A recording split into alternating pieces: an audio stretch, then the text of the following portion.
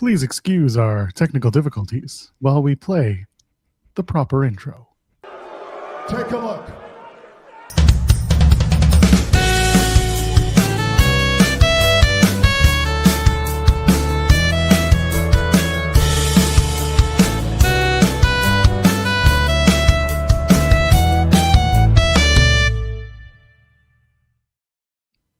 Pardon the interruption. It's January 23rd, 2026. I'm Mike Wilbon. Oh, sorry. Nice play. I am at Joel Pearl, thejoelpearl.com on Blue Sky, and it's time to get in the weeds. A fantabulous, funny Friday. I'm not doing Fun Friday. That's what they do on Observer. We're not them. We're arguably better than them too, but we are earlier than them. Depending on what you think of time, because sometimes they go after midnight, and midnight is anyway. Point is, here we are. It's the end of the week. We're here. We're back, baby, and we got plenty to talk about. The Rock. He's Oscarless, which means he's ready for the big time, baby. Yeah, gonna do the. He's a big fan of the Saudis too. He likes to tell people. So we got lots to talk about. Jeremy Lambert is here. He's gonna shave his head bald just for the occasion, right? No. What? No. What? I'm not going to shave my head. I already cut my hair last week. That's as much as you're getting out of me. But I am here allegedly, and we're gonna have a show. Joel's already got production issues because I told him to play the Rock intro, but I told him like right as he was playing the other intro, so that is why we went back in time to play the Rock intro. Well, you see, the problem was I was about to announce my impending title shot in about 3 weeks, but then the feed cut, and I just I let it be. I didn't want to get fired this week. That company sucks. Somebody asked me yesterday from TNA, not like someone who works backstage. They're like, so how was it?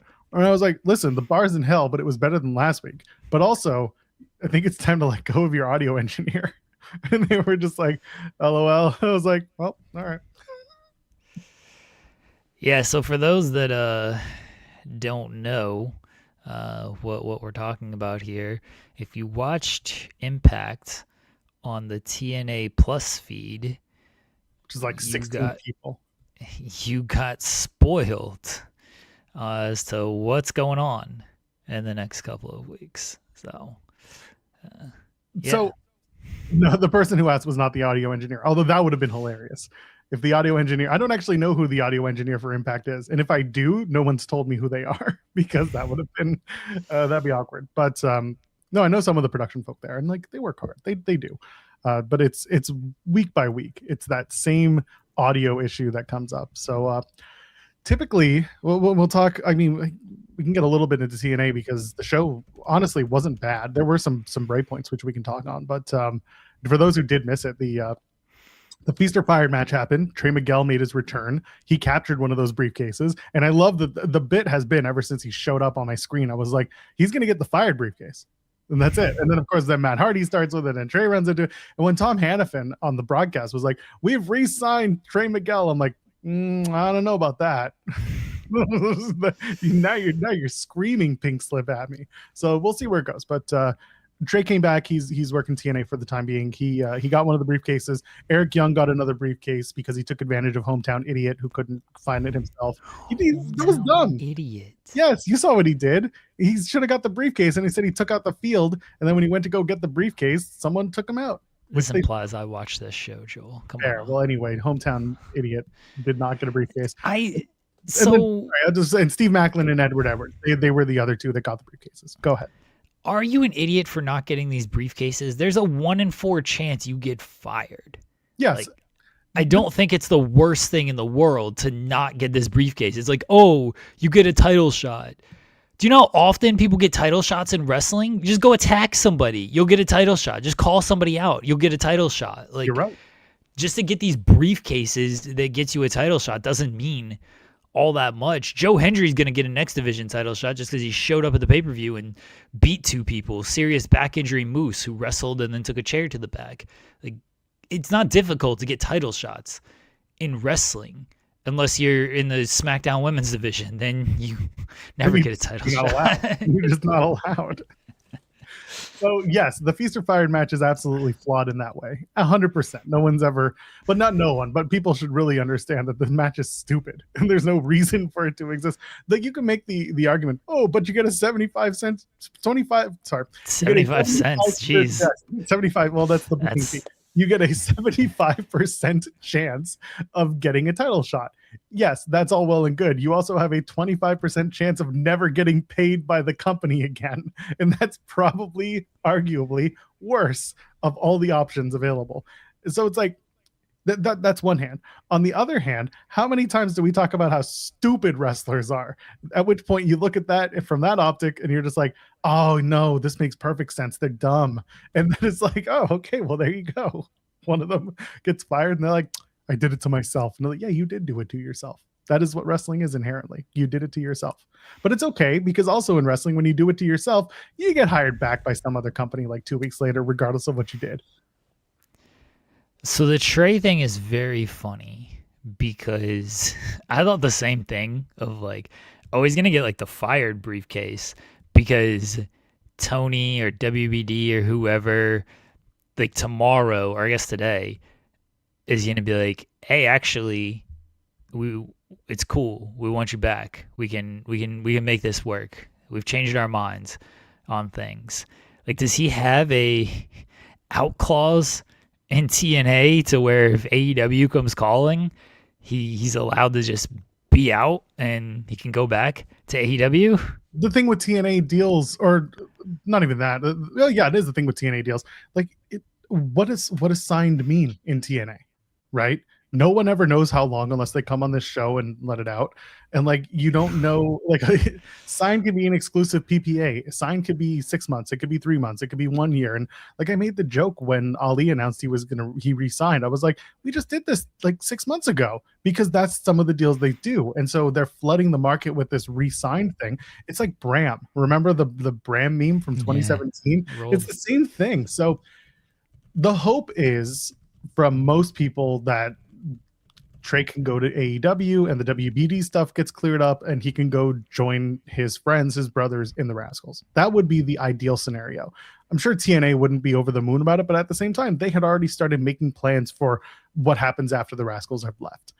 Trey coming back is kind of an opportunity, A, to get Trey paid, B, to give him the opportunity to continue working, and maybe they are working on cleaning it up. Now, it's weird, given that WWE and TNA have this deal, but at the same time, it's like, why would you want to stop the talent who knows where he's going to go? Like, why would you want it to make the talent miserable? So I don't anticipate this being an issue where like WWE looks at it as like, oh, you're going to let him go. I think it's more just TNA being like, this guy came back to us more than once. This guy has worked with us multiple times. He has been through so much shit over his career that like he knows he can come back here and this is a home and we respect him and he respects us for what we've done to him and what he's given to us. So like, we'll let him stay and get paid until something gets cleared up. If that's the case, I think that's good for all parties. Now, what I want to see is exactly what we've been talking about. Trey shows up, does the one-off, pulls the fire briefcase, and then we find out that he's coming back to AEW and he's part of the Rascals. And like, everyone's happy. And TNA got a good little joke out of it, and you know, Trey got some money and got some work, and we get to joke about how it was exactly the way it should have been, and that's perfect. And everyone gets a laugh. If it turns out that it's like, no, Trey's here and he gets like the international title shot, and you're just like, no, I guess Trey's gonna stick around for a little while. I go, okay, fine. It's 2021 all over again for Trey. And again, he's working, he's signed.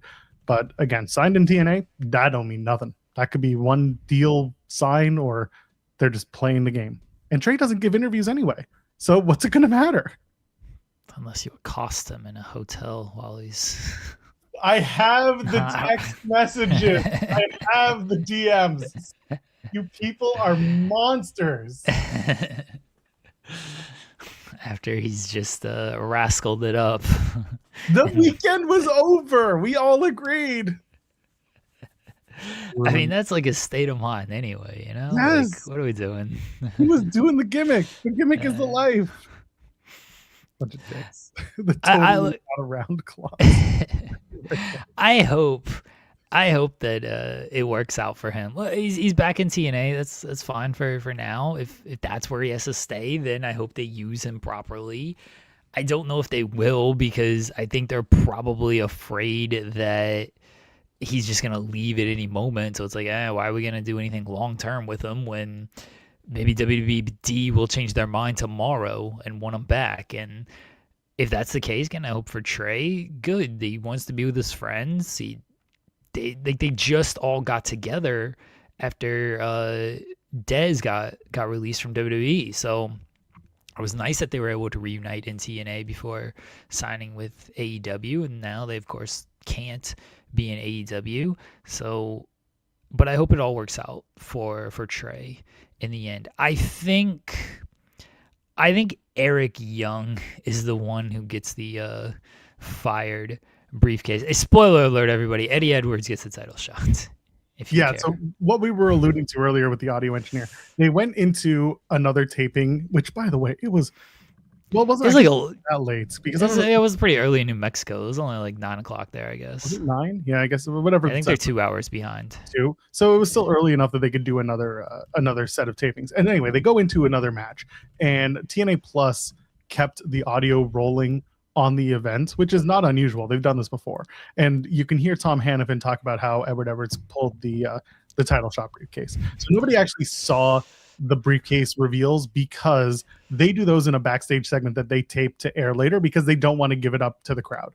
And then if it gives up to the crowd, it builds the anticipation. Like, they want to do it backstage so that people don't know. And they did that last time when Yuya got canned. So there you go. Nobody cares about TNA spoilers. I think that's fair.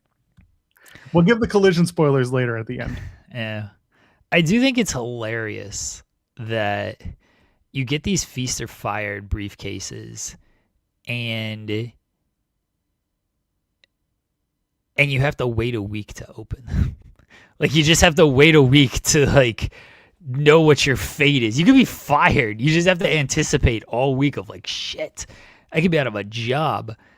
Like, that sucks. You feels like you would want to open that thing immediately to know what your fate is. The whole concept of the match, again, is stupid, because why would you, like, on the 75% chance you get a title shot, everybody gets title shots around there.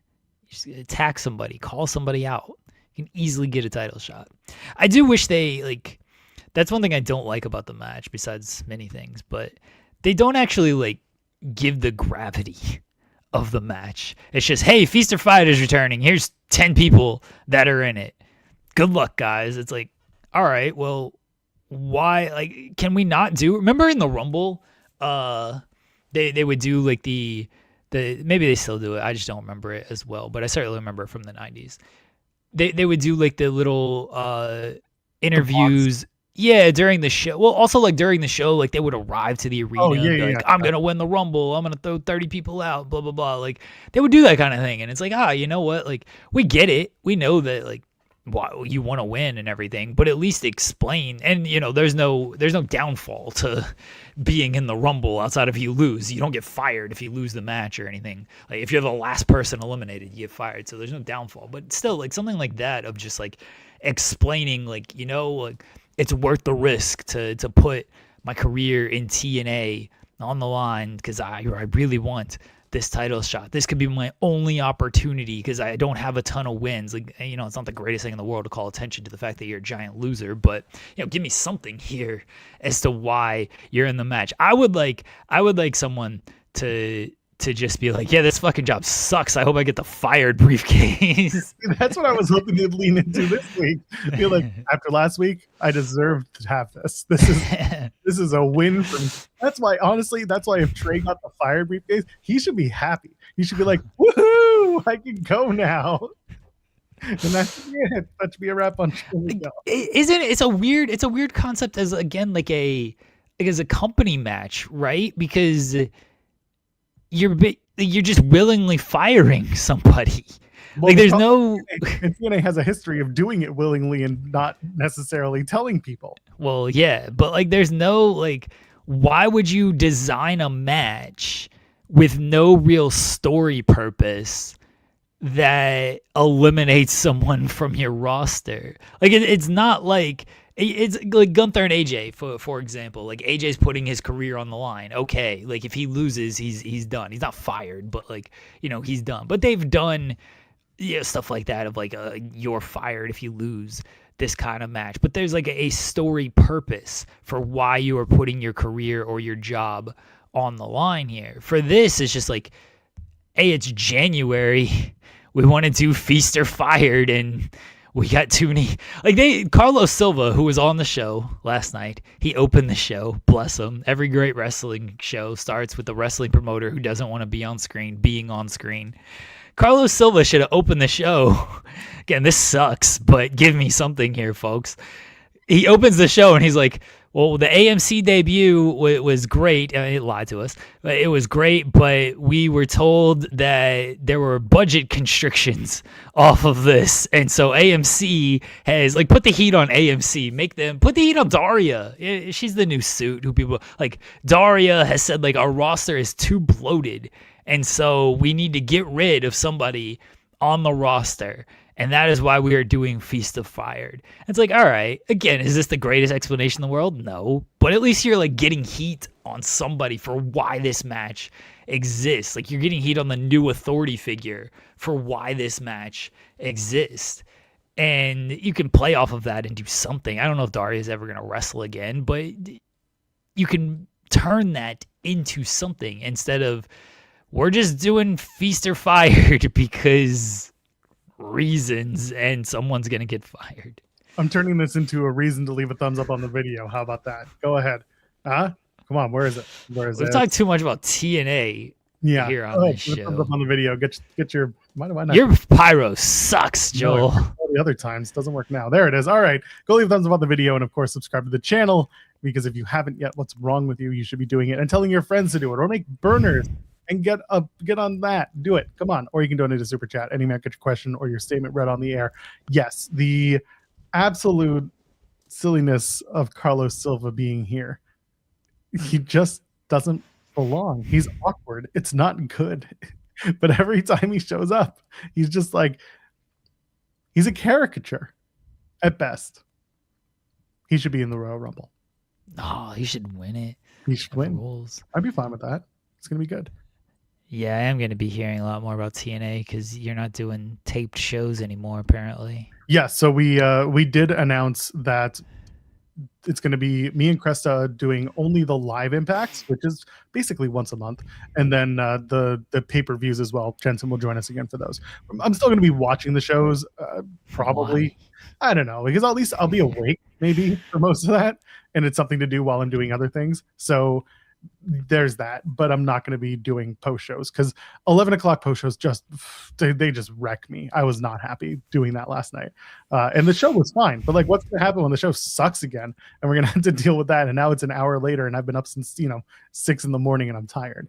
That's different. So I'm gonna leave it alone, and everyone was on board with it. We'll reassess if suddenly somehow some way TNA has like amazing creative promotion, like they really picked it up this year, then yeah, we'll go back to doing post shows. But right now there is no reason for us to keep doing a weekly post show, especially as they move back to doing taped events. And we're not doing plus specials either, because plus specials right now are main event tag team matches with the champions involved, and there's no reason for that. At least I'll give them, this is a very, very, again, minimal bar I'm giving them. At least the story of the match is 3 out of 4 of these people are going to go after the one person who is the world champion, and they all have a reason to go after him. So like, you've got to call your shot. Listen, it's going to be Nick Nemeth is teaming up with Edward Edwards to take on Leon Slater and Mike Santana. And that's if Leon Slater makes it to No Surrender in February. But of course,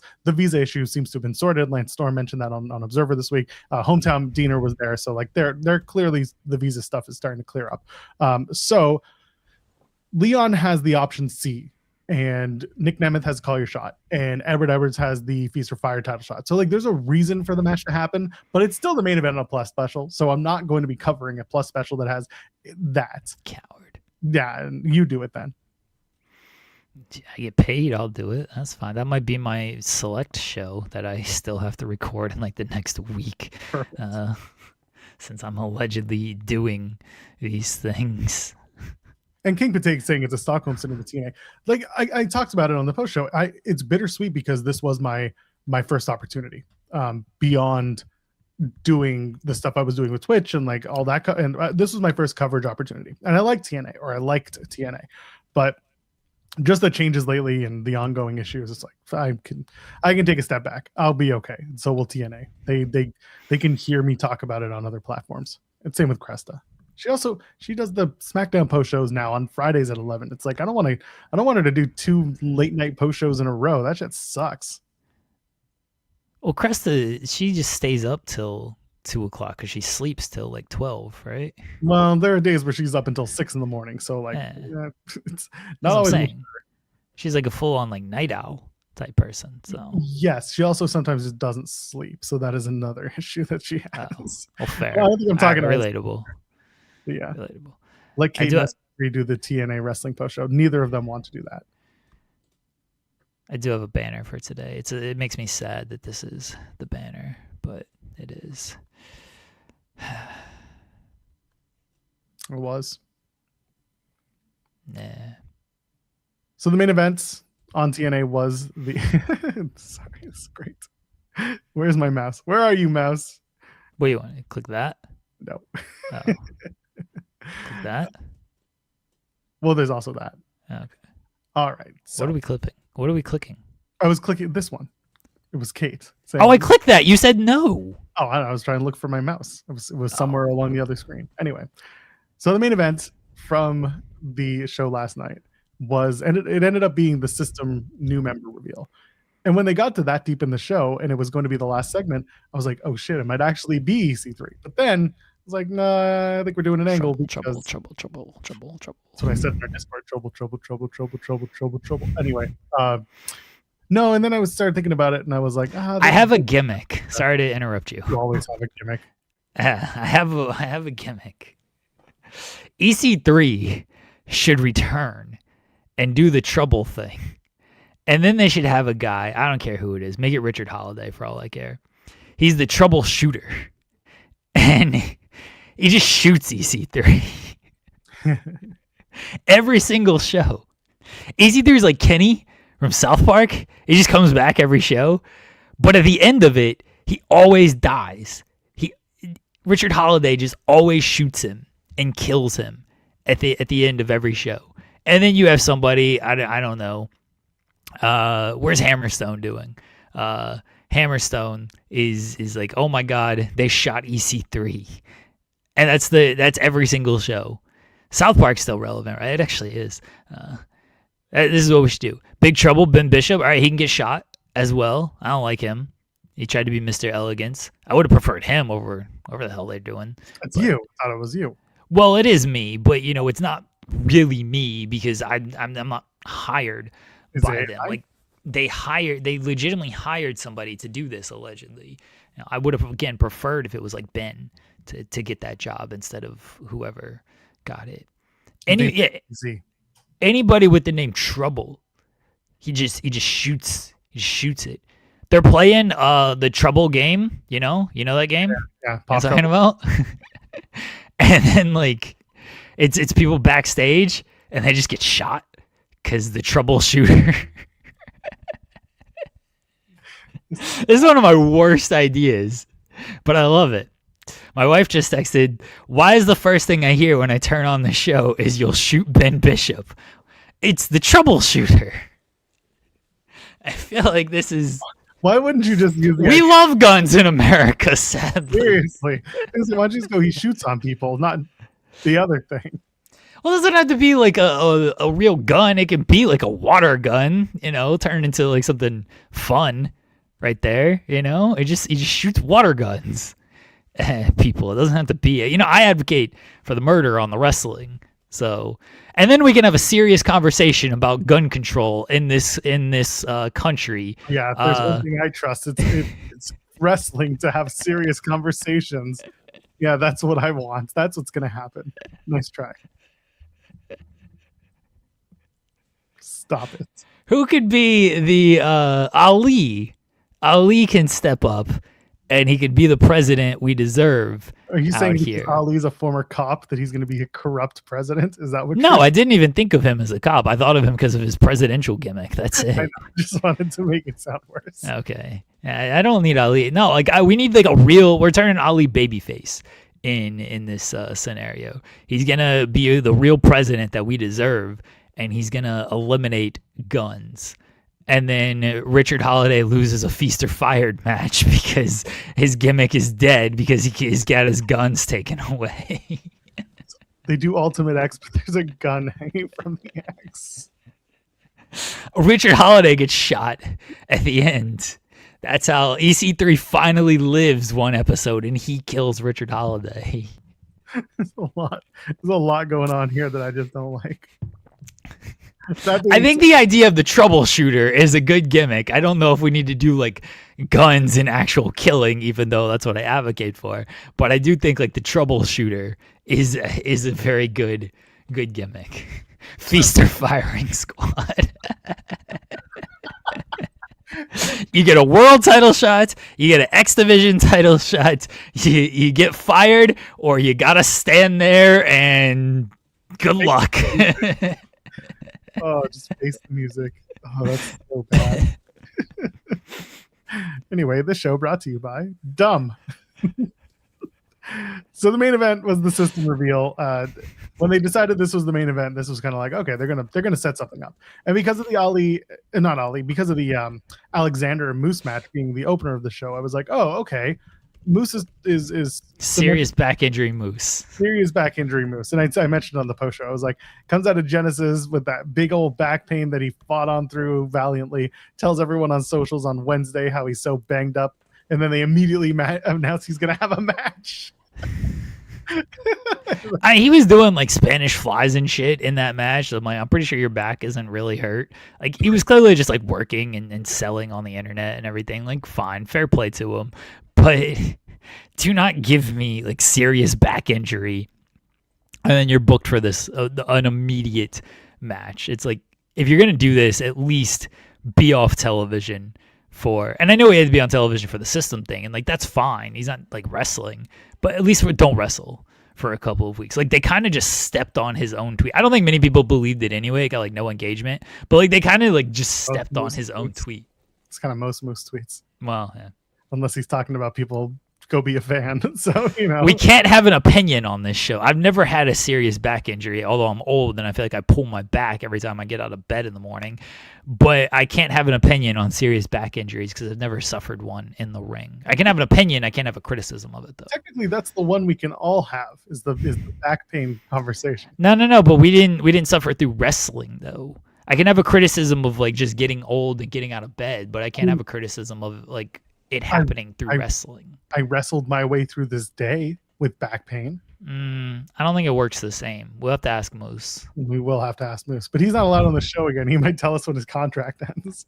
By the way, 2028. That's what you're looking at. I saw you reply to somebody like, "Is Moose's contract up?" And you're like, well, 2028. And that's why you're just like, oh, maybe Moose will take some time off. And I'm like, you ain't gonna see that man leave TV until 2028. They have. You think the Hardys have a lot of money put into them? Moose is, if not number one, if not number two, in terms of the pay structure there. They really did. When he says he's the franchise player, he was not kidding. He really did, and that was a Scott thing. And like, you know what? Fair play. It's their company. It's their like it's what they saw in Moose. And to a certain degree, like he does deliver when he's asked to do these things. So I'm not going to take away from Moose from his work in TNA for that. But yeah, the next time you won't see him on TV is 2028 when he decides to retire and probably has his last match against whoever from the system. And then they just jump him out the next night. So anyway, the whole thing goes down. They introduce. How can I interrupt this again with something to get it completely off track? So we just never get to reviewing this segment. JDC is out with the system, and he introduces the replacement, and it's Bear Bronson, and I was right. Mentioned it on the Genesis. I was so sad when it was Bear Bronson. I was like, shit, Joel was right. It made perfect sense. I was happy that they did it. They haven't, and then suddenly all the stuff of him not being used since the El Paso tapings at all, like no backstagers, no nothing, and he's been kind of like radio silent. It made sense. So really happy to see him. And then they start doing the beatdown of JDC to jump him out of the system. And Cedric Alexander comes down. He's got a big old smile on his face. And then he's going to go even up the odds. And then he ends up turning on Moose. He joins the system. Cedric joins the system. They've rebooted effectively. But my favorite, Jeremy, my favorite part, Lisha, right? Lisha Edwards being like, "You didn't tell me. Why didn't you tell me?" And they're telling it to her husband, who's just like, no, shut up. And my favorite of all this is that you just know in 2 weeks, Alicia Edwards is going to accompany Moose out for a match. And at the end of the match, she's going to crotch chop him and it's just going to kick him in the dick and join the system again. And we're all just going to laugh. And we'll be right back to where we started. Good reveal of Bear and Cedric, though. I'm glad that they're working with the system. I think that's a good little reset for them. Yeah, I walked away intrigued from all of this. Honestly, I like Bear Bronson, I like Cedric Alexander. The system was getting a little like they were who they were type of thing. Moose has done like everything in the company, so how much further were like you really gonna go with him? And Myers and Edwards are fine, but Edwards is another guy who's done like everything in the company, and Myers is good, but I think he just has his role with stuff. So I like that they kind of rebuilt the system there and did something just a little bit different, a little bit fresh for them, and we'll see kind of where it goes with everything. But I did like the closing angle. Like it's certainly better. It gave you an actual hook for next week compared to last week where there was no real hook. Like, yeah, we got Santana as the champion, which was a cool moment, but the entire show leading up to it sucked. That who could possibly care about this Santana winning moment? And the whole story with Santana wasn't good anyway because he won the title and then lost it on call a shot, and people were just mad about that. So it didn't even feel like a big moment when Santana won. It just felt like, hey, we kind of screwed things up previously just so we could do this, and now we've done it. Please praise us. So this felt like an actual story hook. So I did like the closing of the show. Yeah. So it's something that they should have done. I mean, on the first episode, the first, everyone, not everyone, a lot of people have said the same thing. If this had been the first episode, this would have been a really good debut for them. You set up some stories. You would have had, your big championship win celebration, the Ash by Elegance stuff that we can talk about for 2 seconds. Like there was enough going on that they reset after the pay-per-view. They did not need to go home to go into the show that was 2 nights later. Like it did not need to go that way. That they would start the AMC deal with that particular show, and it was so poorly done that people are going to argue, oh, it was so bad it made people watch week 2. Well, we're going to find out about that. We're going to find out if that's true, and then we're going to find out what the ratings look like when they settle back into doing tape shows and doing what they normally do. This show was much better. Again, the bar is in hell, but they did more with it this week than they did last week. And for that, I thought adding Bear to the system was good. It was worthy of a main event angle. And all the other matches, like they really were just fine. I think Ali versus Jeff was a lot of fun. Indy versus M by Elegance was part of a bigger angle. And really the big news coming out of that wasn't even who won. It was the fact that Ash by Elegance got physical again. And she seems to be back and potentially cleared for wrestling, which is great news because a few months ago, she came out and had to relinquish the Knockouts title, take a step back. She never openly discussed what it was that kept her away. The hope is now, if she is free and clear, that she will talk about it because there is a curiosity there if she so chooses to do so. But the curiosity remains, if she is back and she's cleared, great news. And it was all in service of doing a little Swervsky with the Elegances, where they're trying to be bad guys, and Ash, who's been kind of portrayed as this good girl because she's not on the shows and she's just doing, backstage stuff, and she was well liked and getting cheered again. They played into it, and then they turned her. I thought that was a well done little thing. So it's good to see Ash back potentially in the ring because she says she's back. They're talking about the big comeback, and they're gonna have a party, and Michael Jordan won't be there. Why won't Michael Jordan be there? They can't really afford him. Unless they're So they're in Vegas next week, but they're not in Vegas. They're still in Albuquerque. they might be able. They can afford the dude who like looks like Michael Jordan and like wears all the gear and stuff, and they can pretend it's Michael Jordan. Maybe they can get a cameo. I don't know if Jordan's on Cameo. Is Michael B. Jordan doing stuff right now? He might be. Sinners is nominated for a bunch of stuff, so maybe he's making like some media rounds. You know, AMC. Does he do anything with AMC? I don't know if has he been on like an AMC show. Regardless, again, Sinners is a big thing right now, so maybe like they can convince him to do something. You know. Yeah, tell him, hey, there's this big show on AMC that we really like. Would you like to come and do this wrestling? Tiger Woods, he's available. Is he? He loves pretty blonde women. Tiger Woods. Factual, actually. I'm not talking high school. It's true. Who else? And they mentioned one more name that I can't remember, but regardless, yes, the comeback is back and Ash is there. Good for her. Glad to see that she's potentially back and good to go.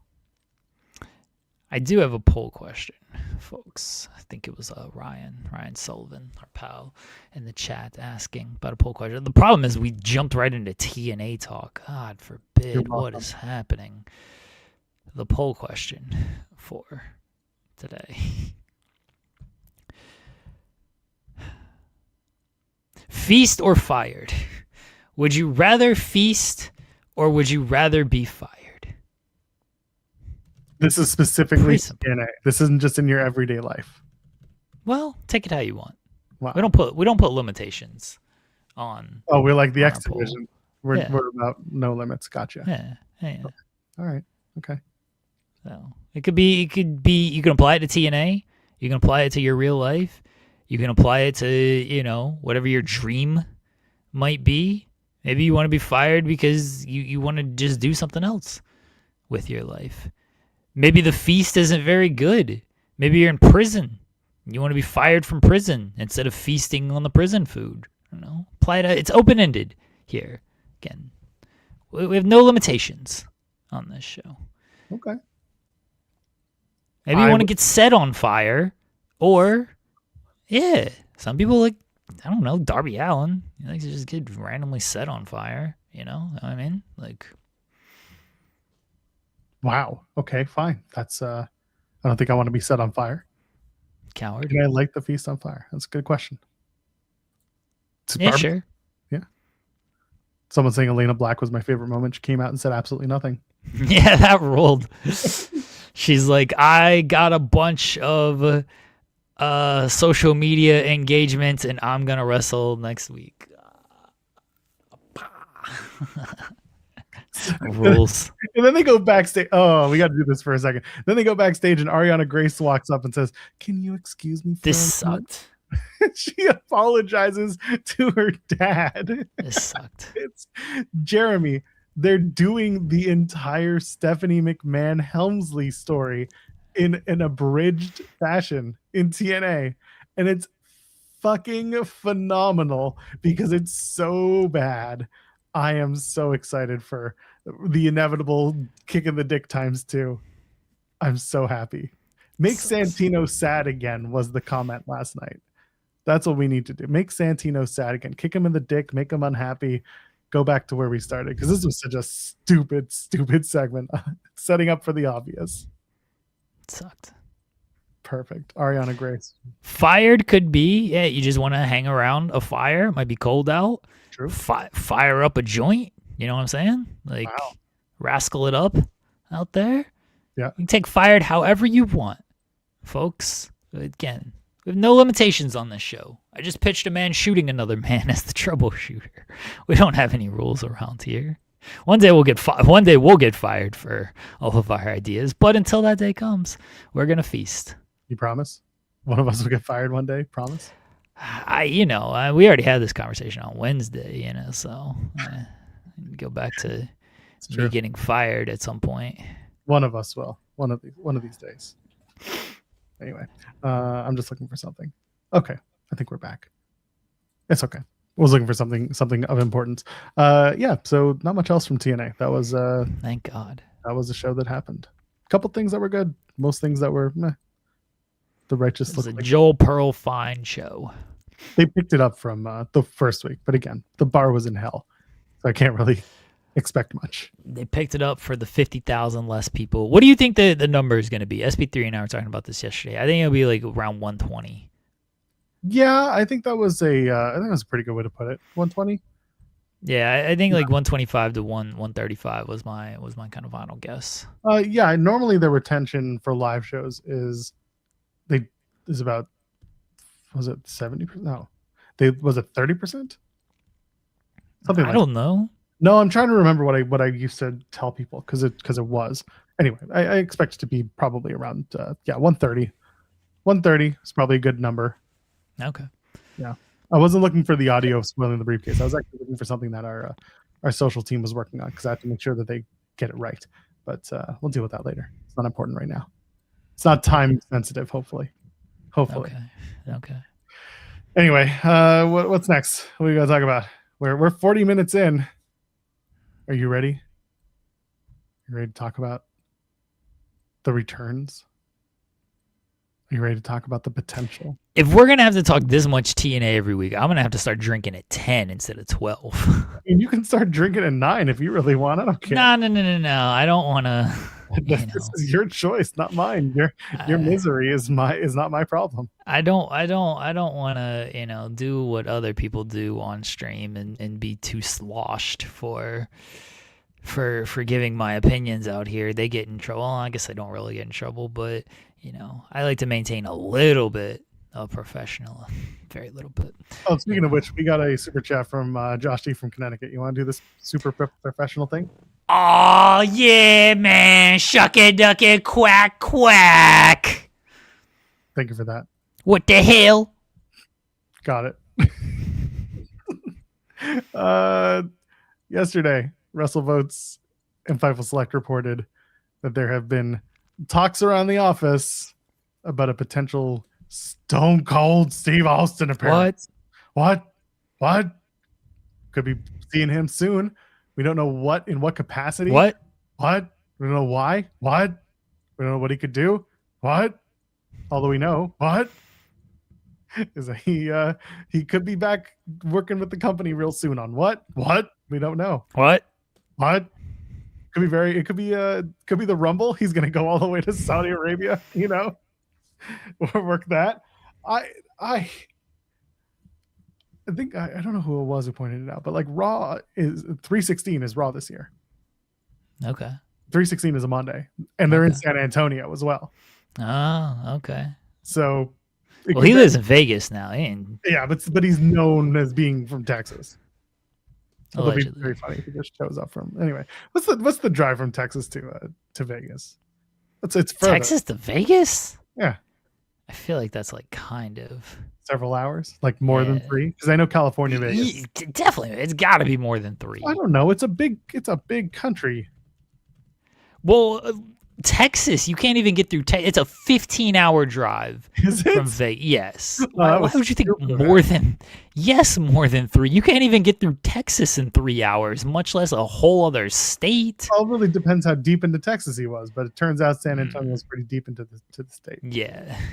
You may call it his dune buggy ain't going that far. Okay, he ain't getting all the way there. I'm sorry, I love the idea of Stone Cold Steve Austin living with Adrian Hernandez. Shirts off. What? Adrian and Austin, that's a good sitcom. Just hanging around, drinking beers, playing with cats, not wearing shirts. Where'd this kid come from? That's my kid. What? Yeah, that's what I want. You got any of that mana left? Anyway. Yeah, there's still. Oh no, I mean that's Austin asking Adrian. Oh, so there you go. Stone Cold potentially back. It could be they bring him in for San Antonio. It could be that they're working towards something for Vegas. Be nice. But what do you think? What should Stone Cold do if he's going to come back to this company and really cause a ruckus? Because last time he came back, that was the WrestleMania 38. That was the last big one. Was him and KO doing the KO? Yeah, he came back this year and ran somebody over. That was the last. I'm talking the last big one. I was there when he ran. That was pretty big. That was pretty important that he just like ran into the barricade and knocked that lady over. It took a hell of a bump. And then the next night they just didn't do that again. Oh, no more cars for Stone Cold. Oh yeah, that was night 2 he did it though. That was night 2 he did it. Whatever, it doesn't matter. I just remember one night it was Shawn Michaels with the because he's like, I didn't stick around and watch that main event between Cena and Cody. I got the hell home. That's how I felt. Stone Cold was there last year. It doesn't matter. He's gonna if he shows up this year. What does he do? Does he bring out the ATV again? And this time they wheel it down for him and he doesn't get to drive it. How are they going to do this? He should arrive. What? Raise hell. What? And leave. What? That's it. What? He should arrive, literally raise hell. I don't know how you do that, but like he has mythical powers now, and like, but he's just like hell. Some might say they're living in that hell right now, so maybe hell has been raised. True, but he just like it's like a cartoon episode, where they bring the dirt and the earth out of the ground and everything. So he raises hell like that, and then he just leaves. Or he should arrive and he has a kid named Hell, and then we have the journey of Steve Austin for the next 18 years as he raises his kid named Hell, and then he leaves after 18 years. Those are my 2 suggestions. Okay, then. Those are definitely questions. I would like him to show up as the Rock, and we're going to talk about the Rock in a few minutes. The Rock is backstage, and he's having some mana with the boys, and he pulls out his keys. He's like, "All right, guys, it's time." What? Pulls out his keys to his truck. Oh, keys! I thought you said koozies. That would be even funnier. All right, who wants a koozie? Courtesy of the Rock. No, he pulls out his keys, and he's like, "I got to get going." And then all of a sudden, the Rock coming back and like gifting everyone like a koozie would be a hilarious bit. Here's like the billionaire Rock. It's like, oh, the Rock's got something for you. Koozie, brother. And everyone's thinking like, oh, we're going to get like some Papatui or some Mana or something. It's just a Rock koozie that says Rock for Oscar or something. We got a bunch of these made. We don't need them. Yeah. We got a high inventory of these. We thought we were going to be able to use them, and we can't. So we just got to show up to the WWE show and pass them all out. So he pulls out his keys. He's been drinking with the boys, and he goes to his truck, and all of a sudden, I'm going to interrupt you again. The Rock comes out. And that's the bit of this show. I just interrupt you before you can get through anything. The Rock comes out to the audience, and he's now Oprah, and he's like, everyone look under your seats. The Rock's got a special gift for you. And everyone pulls out the Rock for Oscar koozie with it, and they're all like, yeah. These WWE fans cheer for anything. They cheer for high ticket prices. They would love to get a fucking koozie. They're like, yeah, we got this free $15 koozie. Like, yeah, koozie. They'll chant for it. They love doing chants as well. The Rock's like, you are welcome, brothers. The on location people are going to be they're going to get diamond encrusted ones because they paid so goddamn much. Oh, so he goes to his car with his keys, and then all of a sudden you hear what? And it's Stone Cold who shows up on his ATV and says, "Rock, you know better than that. Don't drink and drive. Come with me." And Rock's like, "Got a good point, old friend." And he gets on the back. Stone Cold pops a beer and drives away while driving the ATV. And that's exactly how that segment ends. There's no matches. There's no nothing. It's backstage appearance. They're not even in front of a crowd. That's Stone Cold and The Rock coming back to the business one last time, brother. You know what they should legitimately do that they'll never do? A wrestling match? No, I don't want to see them in a wrestling match. Oh, okay. Glad Who could possibly care about wrestling? Like, in fairness, Austin and Owens was good, and I didn't think the tag team match with Rock, Roman, Seth, and Cody was bad. It was long as hell, but like I didn't think it was bad or anything. So, but no, I don't need to see them two wrestle each other. That's for sure. I've seen that. It was very good for its time. Its time was also like 25 years ago, so I don't need to see it again. They're just going to do a bunch of finishers anyway, so it's not like they're going to do anything that we haven't seen before. This is what they should legitimately do, everybody. Again, they'll never do it. They should give them an hour, a full-on hour, and just sit down, have some mana, have some beer, and just let them bullshit for the entire hour. Would it be great television? No idea. But I feel like it'd be very entertaining. It'd be more entertaining than the other stuff that they're going to do. You want to sit through another Bloodline segment? Like Solo Sokola segment? I do. ED is very funny, but like, You want to sit through that stuff? Austin and Rock sitting in the ring for an hour, drinking, telling stories, probably burying some people. It'd be hilarious. That's what I want to see. I'd be fine with that. Just burying the entire company. Sure. Then they drive down on their ATV. They're talking about Triple H. They're like, this guy's still here. He couldn't make it in Hollywood. He couldn't find anything else to do with his time. He's still got to run this wrestling stuff. They just bury everybody. It'd be great. I don't want him on Undertaker's podcast. Although that'd be a fun conversation as well. I want this live in the ring though. Yeah, completely unencumbered. Yeah, that'd be fun. But anyway, the idea here is there's talk about Stone Cold coming back, doing something. Would you prefer a match? Would you prefer that Austin actually get to a match at WrestleMania, or is this we just bring him back and we announce him as like the host in Vegas? Host. I don't know. Just I'm throwing out an idea. What should Austin do for most popularity? I don't think that like him hosting would be any good. Like, what fun is that? I don't need hosting. No, that sounds like it sucks. A match depends on against who. Again, if he wants to do it. Again, the Owen stuff was good. There was also 4 years ago at this point. He's had like knee surgery, like double knee surgery since then. I have no idea what kind of condition. Yeah, I mean, his body was already super banged up. Even, that's why he didn't wrestle for 20 years, because he was so banged up. So I don't know how he is now. I don't care too much about a match unless you're gonna actually build it. Like, if you're gonna build like a Punk and Austin match, all right, cool. Like, they'll do some good stuff. And I think the match would be fine because Punk knows how to work and Austin knows how to work, and the reactions alone are gonna be good. But it feels like he's gonna come in and maybe he does something with somebody, and then that's that. I don't know what the actual like full on plans are for it. He just run people over with his ATV, just chase them all around the arena. So 2003. Yeah. All right. With Coach, bring him back for that when he used to try and run him over. Maybe succeed this time. Sorry, I didn't say that a lot. He should like be over the shoulder of Triple H the entire time, and just like, what? Like, Triple H just wants to do stuff, and Austin just like shoots everything down. It's just a Stone Cold soundboard. What? You stupid son of a bitch. He just has 4 buttons that he pushes. Yeah. He just like shoots down all of Triple H's ideas. And the only nice one is, give me a hell yeah, and then he still stuns Paul every time. This is a work, brother.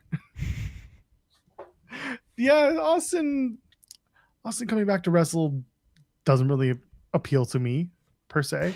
Like, I'll be happy if he does it. Like, I'll be excited. Austin's, I mean, maybe my favorite wrestler of all time, considering. Wow, John Cena in the dirt. Yeah, I mean, like, as a kid, like, I was definitely like an Austin guy during that time. So I would say, at least growing up, he was my favorite until I got older, and then John Cena came along, and Bryan Danielson came along, and AJ Styles and everything. But certainly, like, I was a Hogan kid growing up as well. But I learned.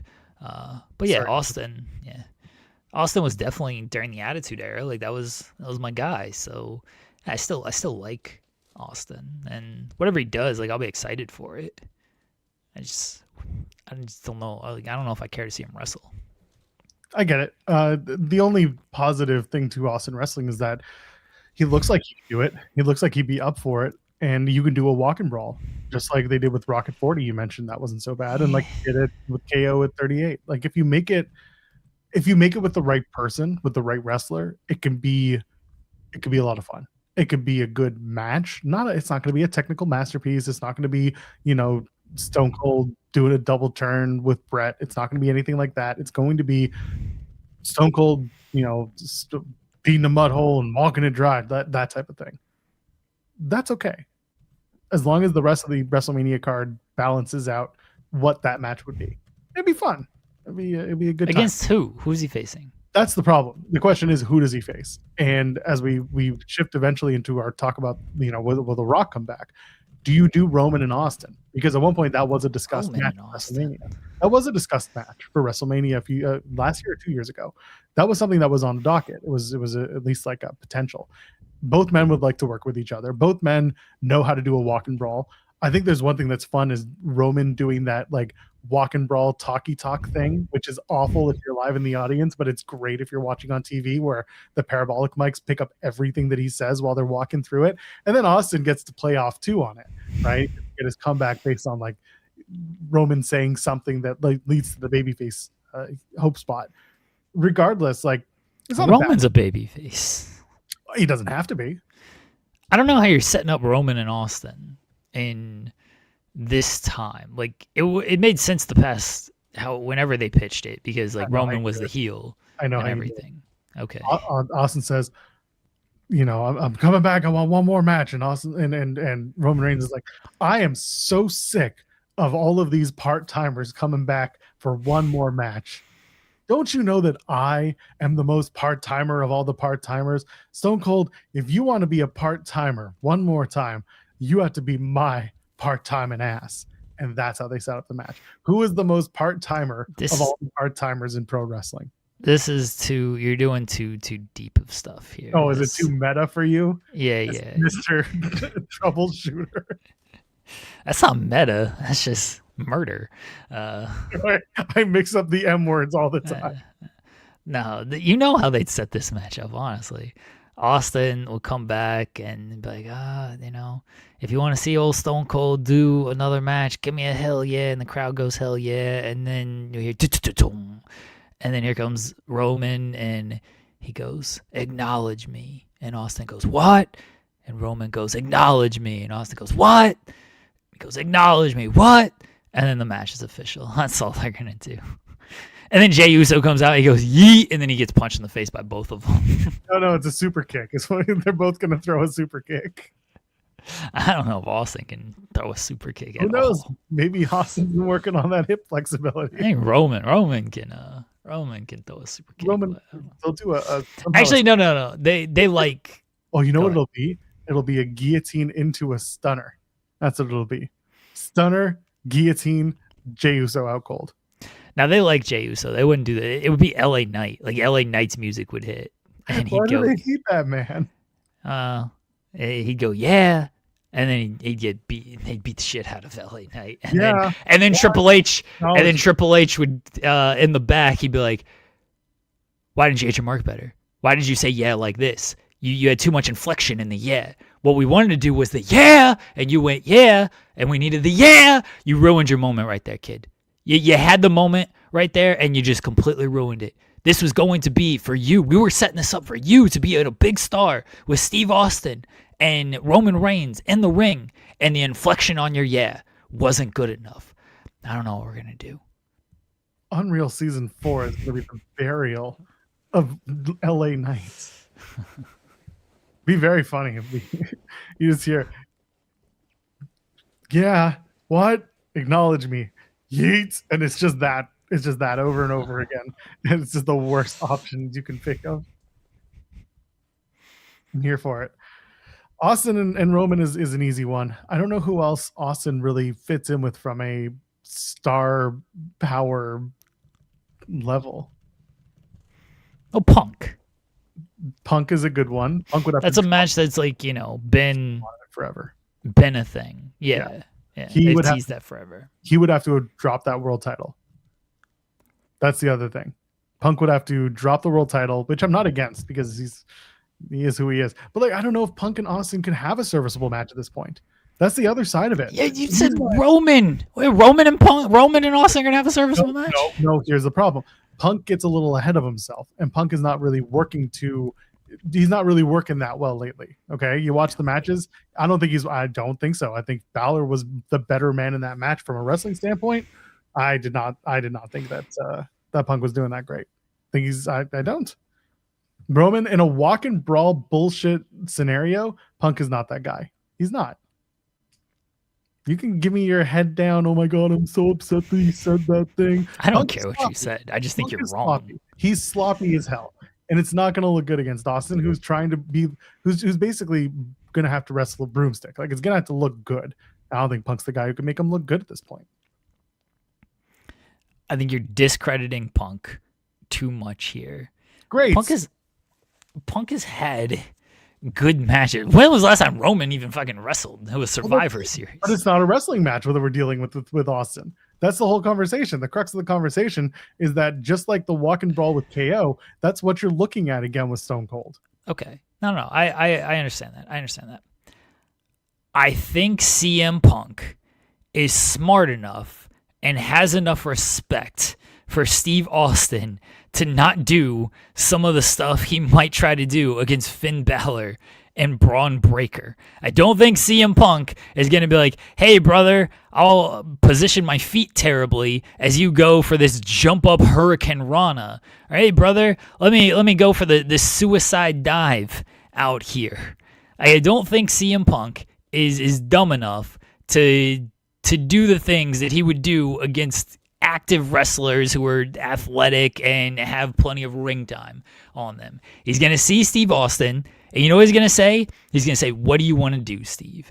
And Austin's going to say, let's do this, this, and this. What do you want to do? And Punk's going to say, I don't care. What do you want to do? And then that's what they're going to do.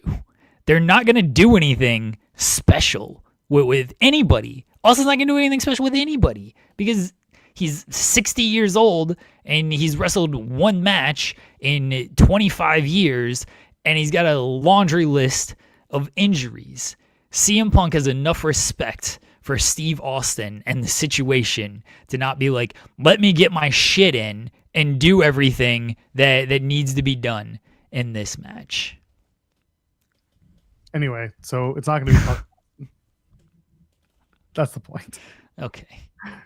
Punk can have another match. We'll get to that. Let's get to that right now. Rock. So The Rock is not going to the Oscars. He's well, a big he might old go. loser. He's just not nominated. Yeah, he's just not nominated. Yeah, it might He's show up loser. though. Yeah, big old loser, that Rock. Everyone was like, that movie, it wasn't made to make money. It was made to make Oscar nominations. Jeremy, how many Oscar nominations did that movie receive? Well, I think it got one on like set design or something. I could be completely off base with that. We're going to take a look. Smashing Machine Oscar nominations. Academy Award for Best Makeup. See? And I think that's it. Okay, well, I said it got one. Best Makeup and Hairstyling. All right, I was not incorrect. Okay, so there you go. Congratulations to... I was wrong on the one thing that it got. I thought it was like something with set design, but I was still correct in that it got one nondescript, to Best Makeup and Hairstyling, nondescript nomination. Congratulations to the nominees. Kazuhiro Tsuji, no relation. Glenn Griffin, no relation. And Bjorn Rybane. I don't know anyone whose last name is Rybane in wrestling, but no relation to them. So there you go. That's it. So now that the Smashing Machine has no buzz, no pop, no nothing, The Rock is he's ready to come back, baby. Oh, hell yeah. He's ready to fuck it all up. And you know what, Jeremy? Jeremy, I think we need history to repeat itself. We're going to go to Chicago. We're going to go to the Elimination Chamber. Listen. Okay. The Rock is going to show up because Nick Khan called him at the last minute and said, buddy, we need to push tickets. Nobody's buying shows. Nobody wants to see CM Punk in Chicago anymore. They want to see The Rock. And The Rock comes out and he says, CM Punk, I want your soul. And Punk is like, The Rock, how does it feel to be alive in the city of Chicago in an elimination chamber on a Saturday night? And everyone's just like, yeah. And then The Rock says, I want your soul. And then CM Punk's like, okay. And so CM Punk now becomes Corporate Man Punk. He joins up with The Rock. And it's going to be The Rock with Dwayne in his corner against Roman Reigns. The Rock with Dwayne in his corner? Yeah. He's going to like corner himself? He's going to corner himself. CM Punk with Dwayne in his corner against the one and only Roman Reigns. That's the match right there. All right. The setup. And then that all sets up for WrestleMania 43 for finally going to do it in the Kingdom of Saudi Arabia. Roman Reigns versus The Rock. The Rock's going to get all that Saudi money and be like, the Saudis are amazing. The Saudis are great. And then everyone's going to be like, well, The Rock's never getting cast in Hollywood again until the Saudis pay enough for our money to be made in America. But anyway, so there you go. Corporate man Punk. He's joining up in his hometown. He turns heel, and we're back to the races, baby. Okay. Your idea is fine. It's fine. You're thinking too small, though. You're thinking too small with this kind of stuff. How's that too small? He's home. It's WrestleMania. We're doing Roman and Punk one-on-one world title. Dwayne's there. It's all setting up for a year in advance. We're gonna let Roman Reigns sit at home for a year. I heard your hang pitch. out at home and do his own shit. I heard your pitch. He's gonna have another child. Get his teeth done again. Okay, again, I heard your pitch, Joel. That golden glove that he wears, he's gonna get a real golden glove so he can wear it to WrestleMania in Saudi because he's got all that Saudi money coming his way. I heard your pitch. It is still too small of a pitch. Here's why. Here's how you really do this, Joel. Where is WWE Saturday Night's main event? Montreal. Scratch that. Scratch that. There will be more Saturday Night's main events, by the way. Yeah, scratch that. Where is WWE Raw on Monday? This coming Monday? Yeah. In Toronto. Yeah. Where was the last place The Rock showed up? When his best pal Ari asked him to come to the Rogers Centre in Toronto, Ontario, Canada for Elimination Chamber. Yeah. Exactly. What if The Rock just never left Toronto? He's just always been in Toronto. So he opens up Monday's show, right?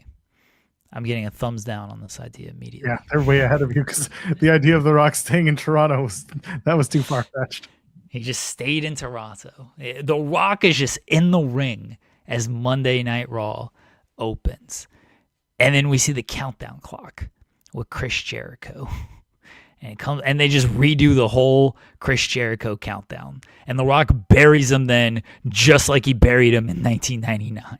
And then Chris Jericho scurries off. And The Rock stays in the ring, though, because he ain't fucking done around here. He is not done at all. He continues on, does his whole thing. What did Paul Heyman say on Logan Paul's vlog? Huh? What did he say?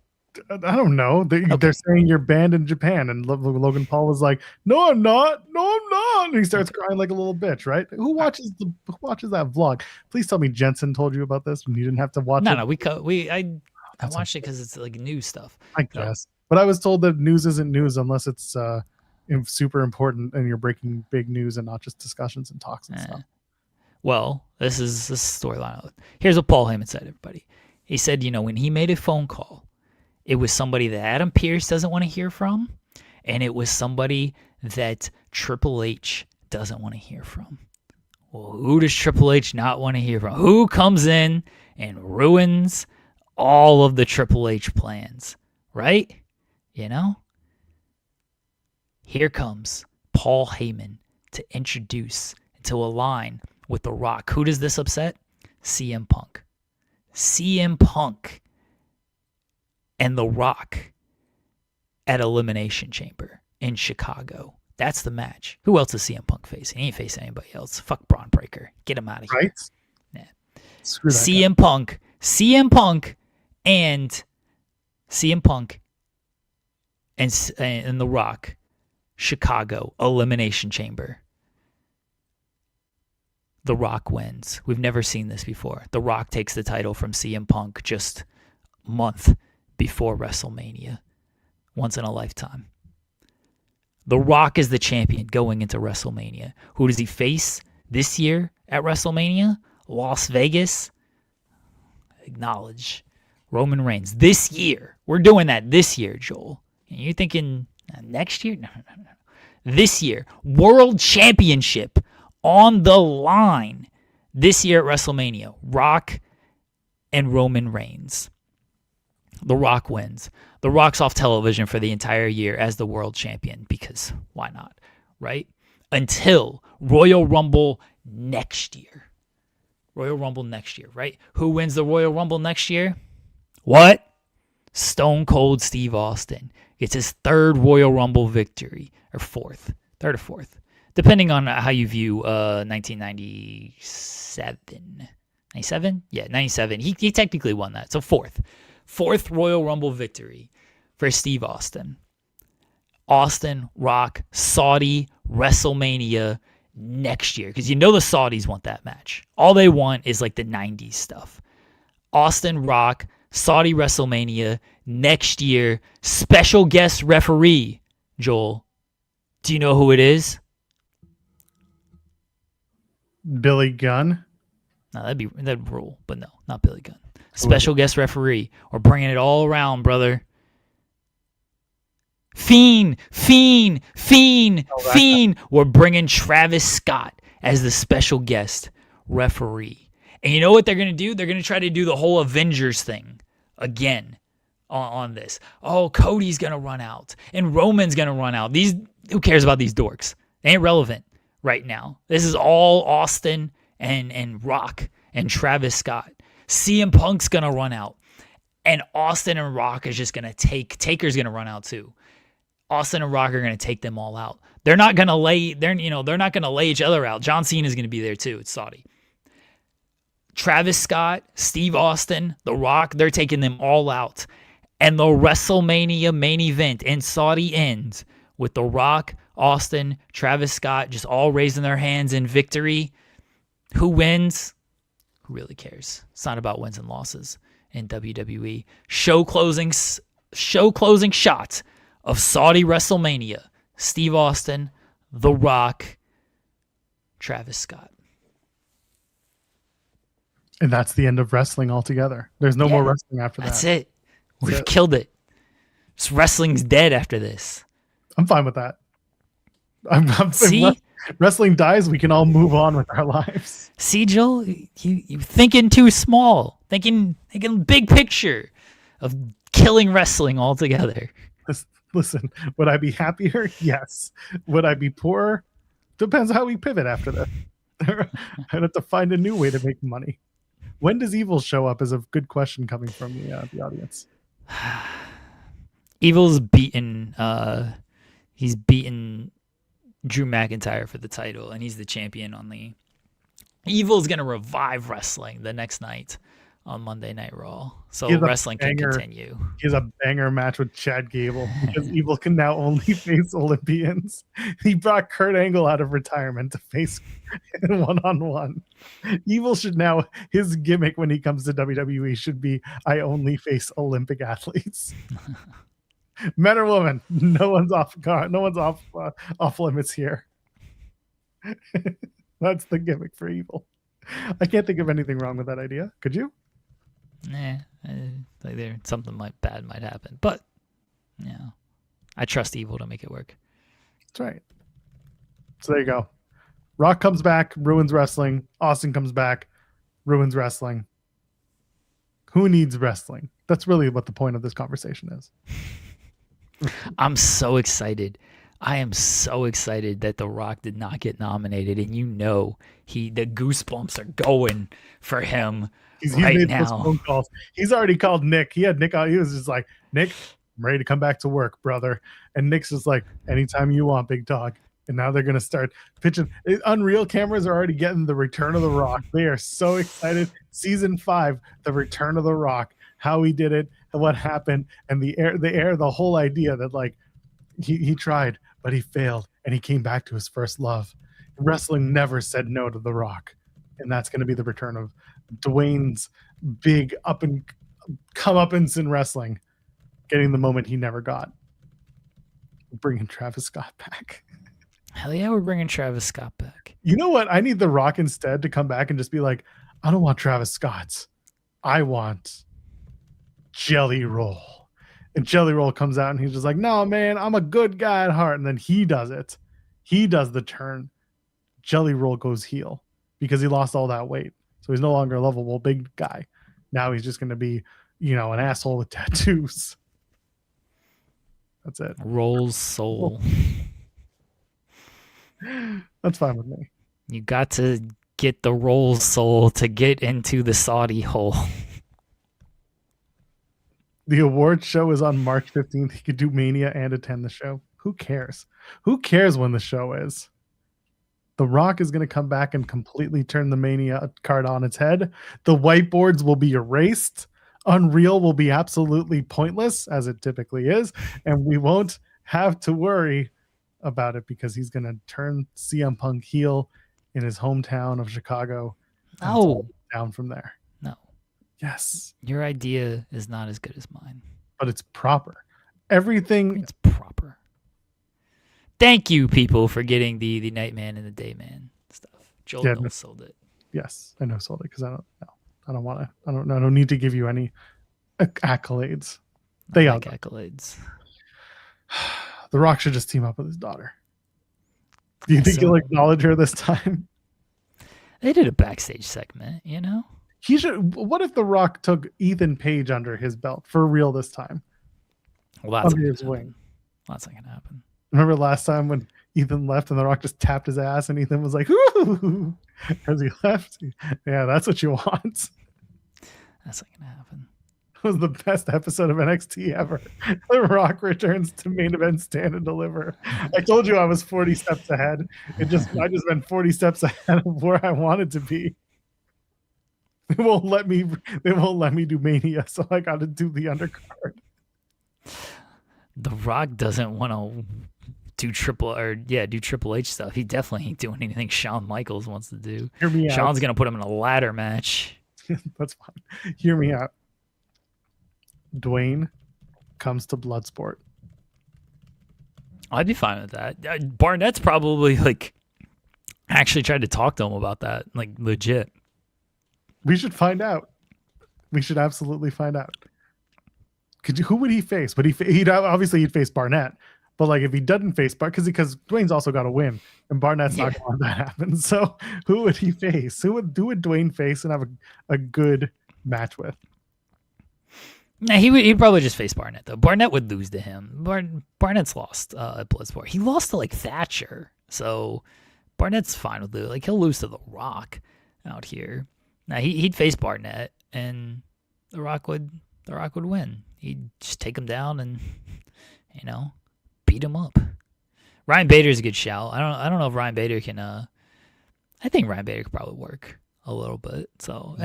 Gabe Kidd versus Dwayne Johnson. You don't.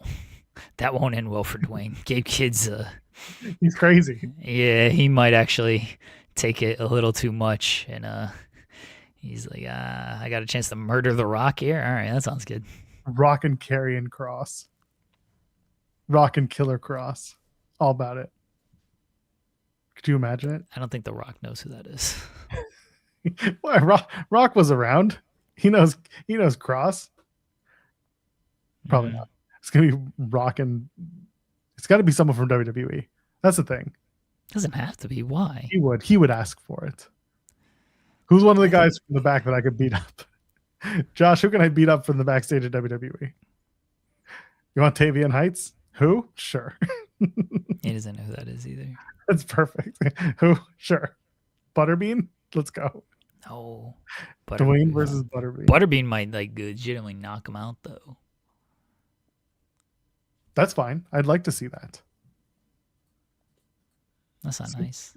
What? I want to see stuff happen at Bloodsport that doesn't necessarily happen in wrestling. I don't think Butterbean knocking out Dwayne Johnson is going to go well for anybody. What happened when he did it at the Brawl for All? People were laughing about Bart Gunn getting knocked out. He was meant to do it there. He's not meant to knock out Dwayne here. But what if he does it because he's supposed to? Rampage. Oh, okay. You people are bloodlusting jerks. You just said you want to see Butterbean knock him out. I know what I said. I didn't say I disagreed. Okay. But your bloodlust for Rampage, I'd rather Butterbean because at least Butterbean is he's trying. Rock, however, just gets knocked down. Anyway, that's our show.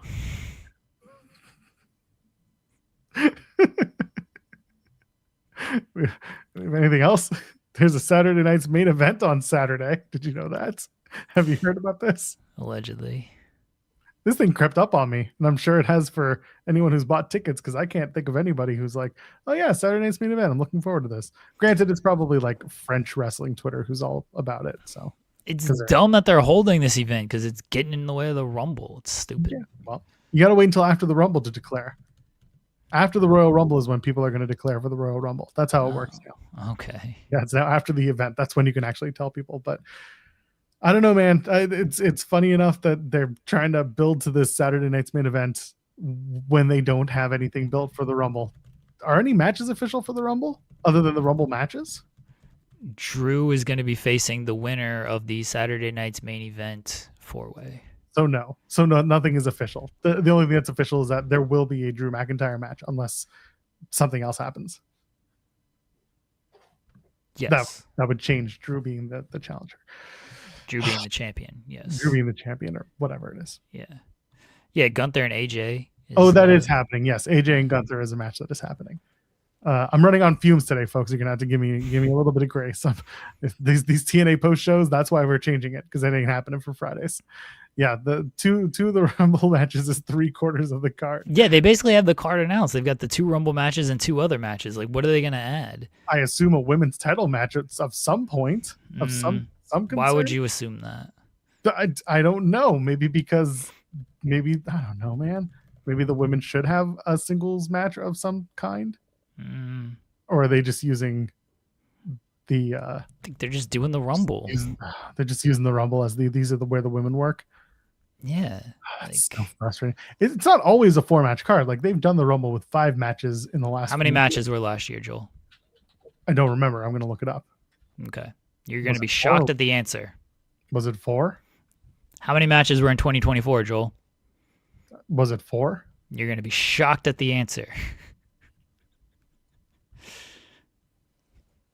This takes too long. Was it 4? It was 4 for both years, yes. Okay. So the 2 years under Triple H, it's been 4.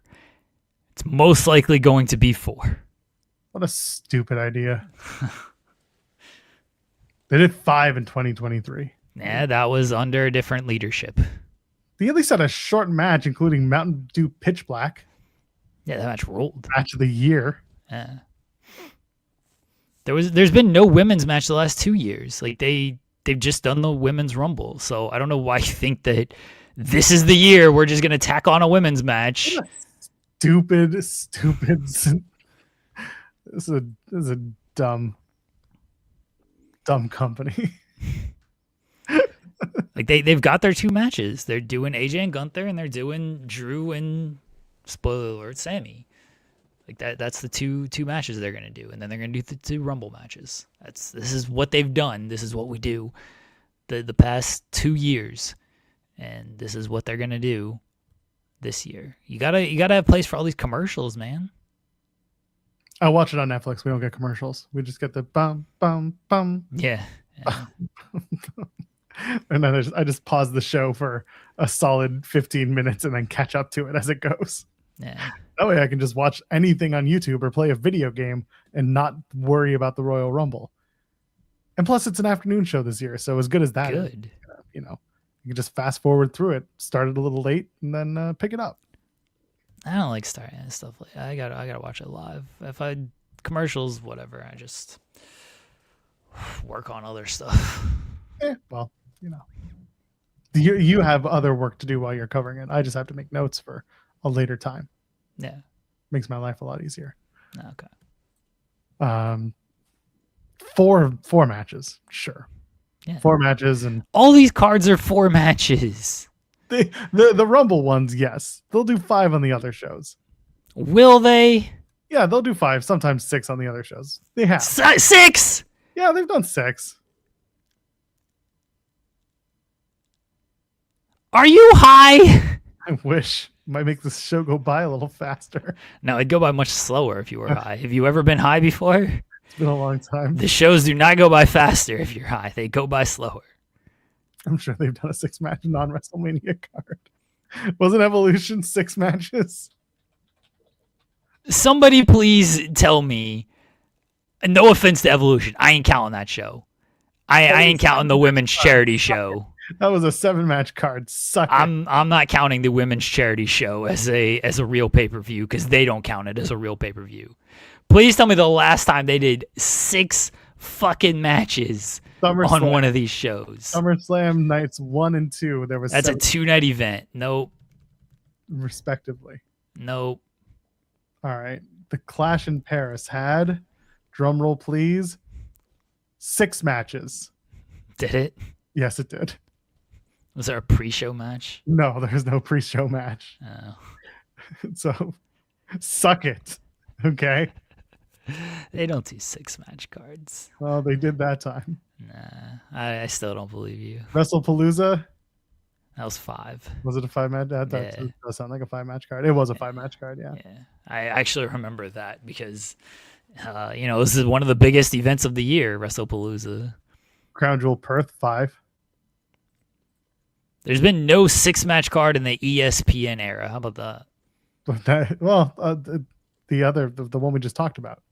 What? Evolution. Evolution wasn't ESPN. Started WrestlePalooza. Was that before WrestlePalooza? Oh, it was. You're right. Again, I'm half asleep. Give me a fucking break here. Either way, this is stupid. There should be more. Well, yeah, there should be more matches, but they don't do more matches. Need more commercials. They give you 5 matches at the most.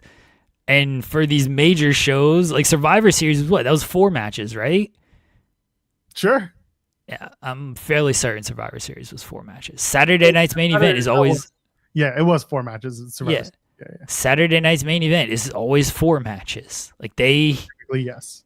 They do not give you more than that. You too fucking bad. It is what it is, Izzy Dame. No, she's on NXT. They do more than that. They've only got 3 matches announced for Saturday night's main event this week. I assume they'll add something tonight, but yeah, you're ready for the U.S. Championship to be defended at Saturday night's main event. Yeah, that's probably true. That's probably a good shout. But it's a SmackDown heavy show then. Like, it often is. It's always a SmackDown every show because it's always coming the night after a SmackDown, so the people are already there. It's just like, here's the second or the I guess now the 4th and 5th hour of SmackDown, presented by Peacock. Is it always a SmackDown heavy show? I feel like it's a little bit more balanced. It's frequently a little more SmackDown heavy because the build runs in from SmackDown. All right, we're gonna once again prove Joel Pearl wrong. Jesus Christ, are we doing this? You can do this one. I'm not doing this one. All right. Last Saturday night's main event: 2 Raw, 2 SmackDown.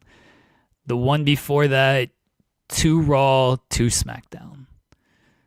The one before that, there was actually 6 matches or 5 matches on this show, and we had 3 Raw, 2 SmackDown.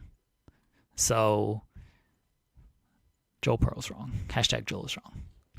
No. What do you mean? The one before that was 3 Raw and 1 SmackDown. So actually, it's either balanced or more in favor of Raw. Well, there you go. They're evening things out now.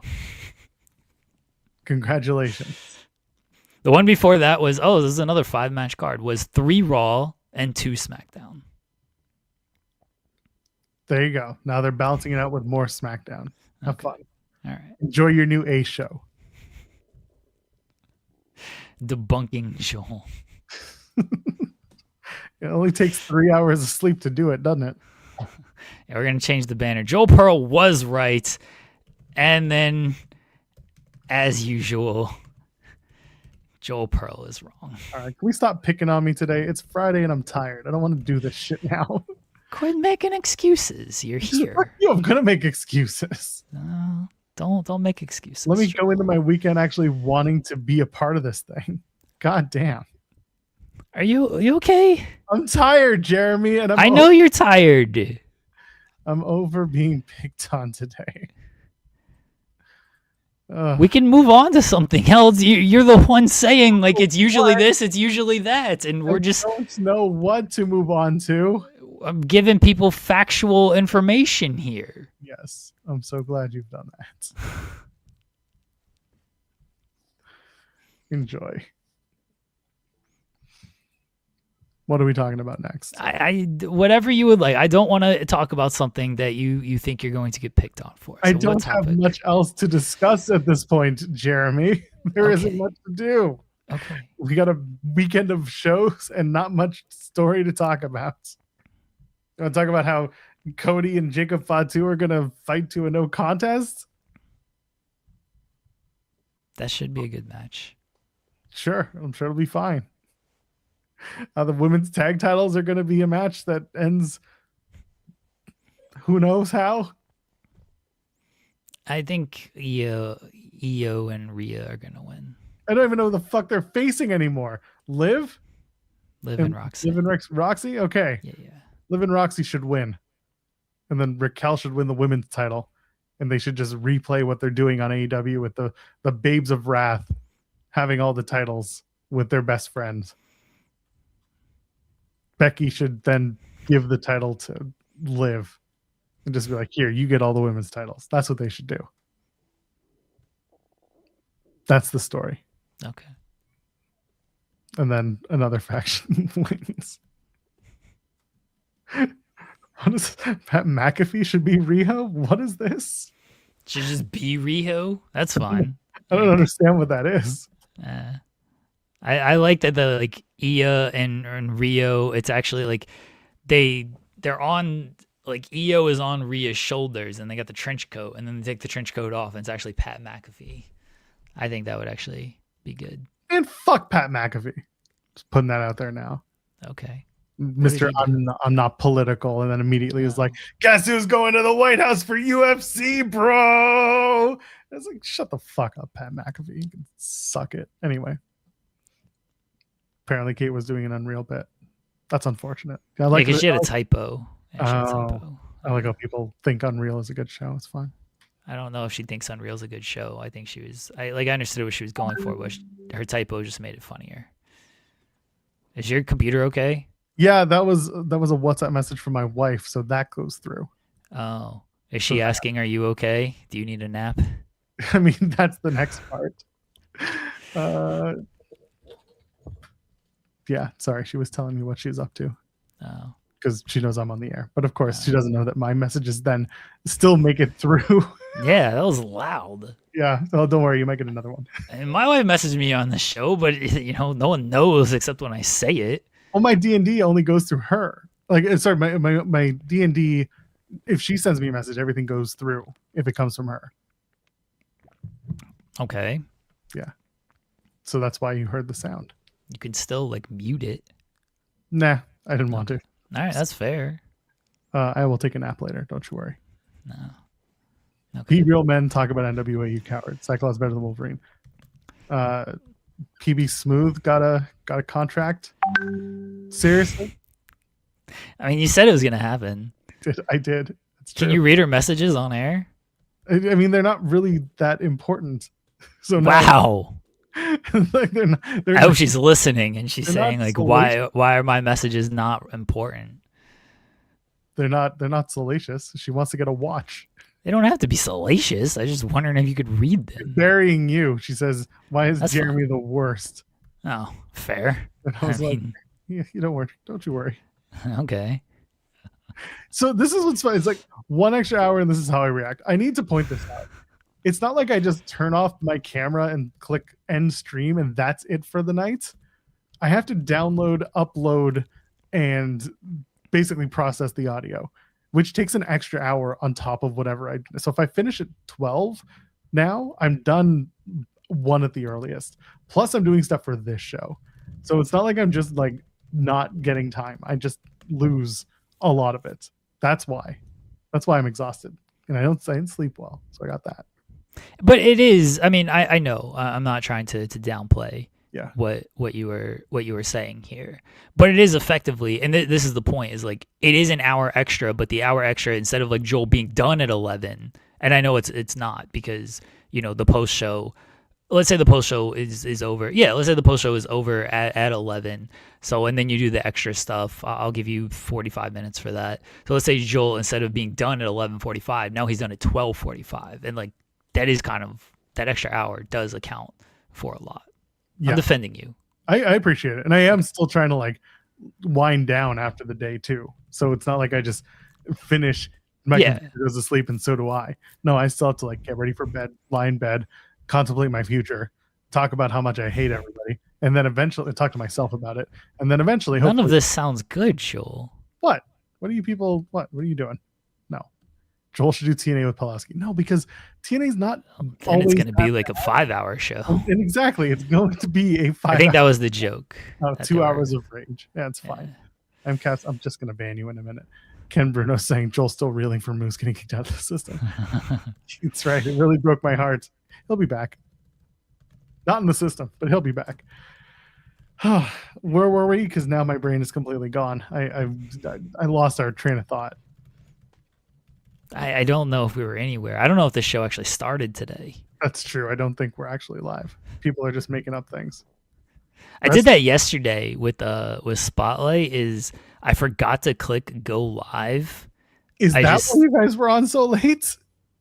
No. We're always late because Jensen's like just finishing up work and everything. So like we should probably honestly like have the start time more listed at 6:45 instead of 6:30 because like we never start at 6:30. But I played the intro video and then I forgot to click go live though. So like we just sat there in the back and like watched the intro video. And I even said like, welcome everyone to the Spotlight. And then I noticed like we weren't live and I was like, oh, I forgot to click go live. I have to now click it. And then so we sat through the intro video again, and much like today, and then I had to do the intro again, and we were actually live. Perfect. Well done. I haven't had that problem yet.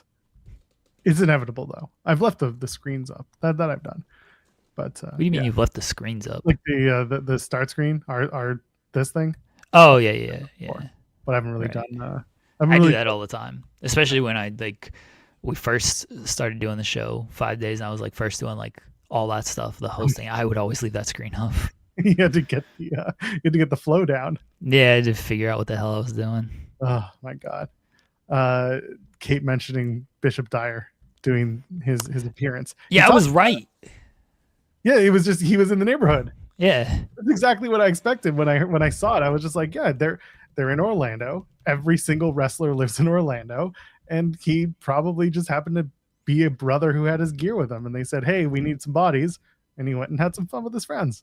And then he went out, busted open, and he's just like, I was there to see Billy and my boys. I ran into Billy, and Billy's like, hey, you want to do a dark match with me? You want to be with my sons? And that was it. Rules. That was it. Billy Gunn was like, yeah, let's fucking work, brother. Tony's not going to stop Billy. He loves him. And then Billy's like, I need an actual dude, a big dude in this match so I don't completely dwarf. So, right. And like my favorite of all this is, so Billy, we're going to spoil Collision eventually, but like, Billy has a tag team match with his son, and the last time we saw Billy, he was walking out on his sons. So are they going to explain what happened? No. Sometimes dads walk out to the store. This one came back. Like, what's going to be the reasoning? Oh, Bowens and Caster are backstage. Like, what are you doing? Well, I thought you were supposed to like be like, you guys can't get your shit together. So I went back to my real family. Guns up. The Guns are making more money at the merch table than you, so I hitched my wagon back to them. They should put the title on Billy. I don't care which one. They got a million of them. Just put one on Billy. Someone asking, would you rather review TNA or AEW Rampage if it was still on in 2026? I could do a Rampage post show in 30 minutes, and it'd be over before TNA would finish today, like in today's time slot. Rampage started at 10, so. You still wouldn't have to start the show till 11, though. Yeah, but my show could be like a half an hour. Yeah, the show would be shorter. Yeah, the actual review show would be shorter because it's an hour less of television to review, and it's an easier show to review because like Rampage, not a whole lot happened. Kind of like Collision, but like okay, if you want to talk about what you can sink your teeth into, it would still be TNA, just because there is more to talk about. But again, if it's starting at the same times, yeah, it's just not happening. The answer is neither at that point. You know, I was pull back the curtain. I was asked to do the SmackDown post show tonight. And I was like, no, I can't do 2 11 o'clock post shows in a row. It just absolutely destroys me. Cowardly. Not happening. Can't do it. So I'm not. And then Cresta and SP3 are doing it because Kate's running from the grind this week. Oh. Good for Kate. Bad for SP3. It's like 3 a.m. Nah, SP3 never runs from the grind. It was at 5 or 6 a.m. I don't know, like I don't know what time it is over there. I just know SP3 is like always awake and watching wrestling. I don't know when he sleeps. I don't know when he does like anything else. He's just always awake, and why SP3 like is the grind. Like, bless that man. He is. Yeah. I will put that over for sure. Oh my gosh. Yeah. So this is what we have to look forward to on these live TNA shows on the Friday in the weeds. Is a very tired Joel. I don't know. Hopefully with more notes. If I have more notes, we might be okay. Today I just don't have my notes because I texted you last night and I was like, thumbnail Austin. We did DMD whatever. I was like, thumbnail Austin Rock, and you're like, LOL, yes. And I was like, all right, I don't know what we're gonna do from there because TNA talk is gonna be minuscule. And then other than that, it wasn't minuscule though. We talked a lot about TNA. Oh yeah, we did talk a lot about TNA, and we talked a little bit about Rock and Austin, and other than that, it's just like nothing's really happening. Like here's what's happening this weekend. All the indies aren't happening because of Snowmageddon, and Collision is taped, and Saturday night's main event is already happening in a country that's full of snow, so it's fine. And they also like Talent Hotels like across the street, so everyone's gonna be there and everyone's okay. That's basically how you're looking at the weekend. Can't think of anything else. TNA was fine. TNA was watchable, as Henry says in the chat. Yeah, it was definitely more watchable than last week. Although, again, from a production standpoint, I don't know what their truck is like, but they do not have a broadcast truck for live. They got a broadcast truck to record shit because they can't get a better than 480p signal out of that thing. Someone's got to fix that because the broadcast quality, I don't know if it's the cameras, I don't know what it is, whatever they're using, they need a big bump in production, which was apparently part of the money that was coming in was the big bump in production. Buddy, take a bigger bump. Get it up there because this shit ain't doing it. Yeah, that's what I'm saying. Yeah. What kind of bump are you asking them to take, Joel? As big a bump as it takes to go to 1080p non-shitty cameras. What are you asking them to get up, Joel?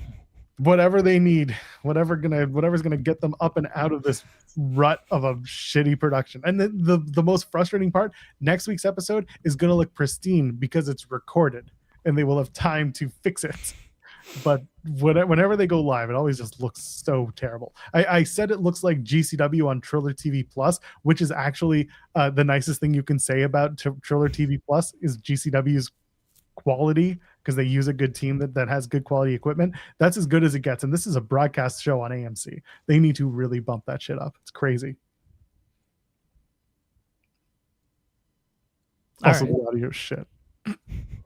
Yeah, the audio was bad for like that Ali segment and everything. Like, oh my god, it sounded like an NWA 80s promo. If like he was in the arena next to the crowd. It was so poorly done. Yeah, they're not great at like these backstage segments and the audio on that. I was like, how after all this time do you not know how this works? It's amazing to me. So someone's got to figure it out. Like the fact that all the websites, including us, are running articles about how TNA production gave away the main event for their next Plus special. Yeah, but that's a feature, not a flaw. It is a feature, not a flaw. It's just amazing. In the Righteous promo too, that was another one where the Hardys music was playing in the background while the Righteous were there, and they made it look like they were inside the building, but not because they were in front of the trucks. It was just really strange. Oh, I thought they were inside the building. I thought they were just like. How are there trucks inside of the building, Jeremy? I don't know. I didn't recognize that there were trucks. I thought they were like stairs. No, those were two giant white production trucks. Oh, I thought they were like like off to the side where like not like the ramp, but there's like the side production there where you can like see the what I'm talking about. Yeah, I do.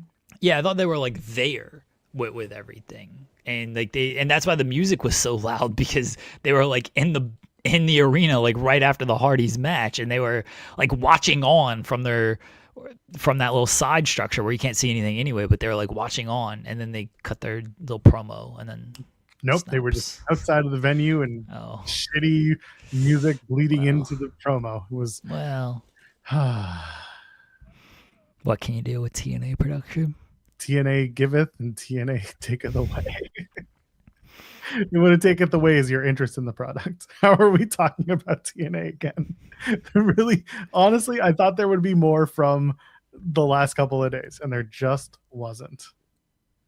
I don't really have anything to add about AEW Dynamite. I thought the Dynamite did a lot of really good stuff to establish some players for the world title. I thought that was really good. I like that they use the matches at their disposal to actually, move forward the possibility of all these guys going after Max. And I like that Max's promo set up another person going after Max's title. Like, they did a good job with that. For that, like, Dynamite was effective. It was a very paint by numbers Dynamite in a good way. And that was it. It was just a solid episode. I liked it. I don't know what you guys said about it because I was not watching yesterday. Wow. Well, you guys don't watch when I'm here. I mean, SP3 does for some weird ass reason. You don't listen, and you're right here. Also, I'm right here. I was right. What? Also, Horsecock. I was right. The crowd did, in fact, go out, and they did mention it, and they did make it a thing. Yeah. I don't think they're still going to use it though. Still think they're going to go with like not really, but Hangman Speed, whatever I pitched the other day. Hangman and the Jets. I like that. That's fine. I don't mind that one. I just don't. They're not that creative. I just don't think they're going to do anything like that. I think they're just going to go cowboy speed. They should do Cowboy Way, and then Kiefer Sutherland shows up. That would rule. Once again, things that we can't do that we need to happen. Michael B. Jordan. Anybody see that movie? You know what I'm talking about? Cowboy Way? Y'all know what movie I'm talking about? Who else was in that with Kiefer Sutherland? I gotta look it up. Never saw it. Really? I'm aware of Woody Harrelson, I'm pretty sure. It's Woody Harrelson. Yeah, it's Woody Harrelson. Yeah. Oh, Luis Guzman was in this. Dylan McDermott. Everyone go, like, I don't know if it's a good movie. I haven't seen it in years, but like, movie's from 1994. Yeah, it's an older movie. Yeah. I referenced Blue Streak yesterday. SP3 and I had a great conversation about Martin Lawrence and Blue Streak. So I was trying to see if you'd seen Cowboy Way. Maybe the chat will pop for Cowboy Way. Nope. You're not talking about Wei Ting wearing a cowboy hat? No. That would be Cowboy Way. Okay. Fair. Yeah. I get it. I thought about. Yeah. What's a good movie you saw in the 90s, Joel? Oh my God, a good movie I saw. The original Super Mario Brothers. Oh, okay. All right. Best movie ever, let me tell you. I can respect that choice. You needed to be on drugs to enjoy that movie. So as a child, I took drugs and watched that movie. What kind of drugs were you doing as a kid, Joel? Whatever they fed me. Oh. So you're saying your parents just gave you a bunch of drugs? Oh, my dad's dead, so if I did it, no one would really be able to do anything about it anyway. Oh, okay. So let's just say, I don't know. What else? What other movies did I see in the 90s? I couldn't tell you. Buddy, I can't remember what I did yesterday half the time. Well, fair. But I don't know. Sometimes movies just like stick with you. Someone says, I hope he's being sarcastic. You'll never know. John Schuyler's contract negotiations happened when he stepped outside of his apartment. You don't know what's true or false. You still didn't get that cupcake budget reduced for Tommy Dreamer. No, they had to pay for the visas first. You know what the problem with TNA is they got like 7 producers listed at the end of the show. At least WWE just does, Paul Levesque and Lee Fitting. They got like everyone listed. So Carlos and George Veras. I don't know who George is, but in the grand scheme of things, I haven't seen his face. Did they list Dreamer and Hunter Johnson and all these people too? And Eric Tompkins, who's the actual director of the show. Yeah. They list a bunch of people at the end of it. Yeah, I don't know what that deal is. TNA should do a cold open. Didn't they used to? Yeah, they did. Okay. But now they do the last week on the show. Yeah, that's lame. Do a cold open. Someone asking, did you at least like the new Super Mario Bros. Movie? I loved it. I loved that new movie. I have a commemorative cup from it. I fell asleep during it. So funny story was, it was the first or second day of our kids' first or second day of daycare. And we were like, what are we going to do? We have all this free time now. We were both working, but like we had a day off because we had planned for a day off. So we were like, let's go see a movie. So we went to go see the movie, and half the movie was spent dealing with a phone call from the daycare being like, he's sick. We were like, gotta be shitting me. Maybe it was probably a second day. But yeah, so we made it through the entire Super Mario Bros. Movie in the theater, and then we had to go rush to go pick him up. Luckily, the daycare was close by because we went to a movie theater that was near his daycare. But yes, that was when I saw the Mario Bros. Movie. Great movie though. I fell asleep during like the Mario Kart segment That was a good of it. I've rewatched it because the kids like watching it, so I've seen it. But yeah, I like fall asleep during movies now at the movie theater. It's very sad, but it just goes to show like I'm just so tired. And now like being in this theater, even though it's like super loud, you know, you had like the reclining chairs and everything. Like I can just easily just fall asleep, and it's like, this is actually downtime for me. I'm gonna use it to, instead of watch this movie, I'm going to sleep. That works. That was a great movie. We found out who George Veras is. He is the executive producer of Anthem Sports and TNA Wrestling. Actually, I've seen this guy in person. Do you know where he's from? He's from Canada? No, he's from your neck of the woods. He lives in Cleveland. Oh, that's unfortunate. So sorry. He doesn't tweet though. They were very excited to have Chris Van Vliet in the crowd last night. I guess Except so. Except for that one girl. She was like, boo, fuck this guy. It was very funny. But yes, that was I've never seen any of the like Avengers movies and stuff. So I saw the first two.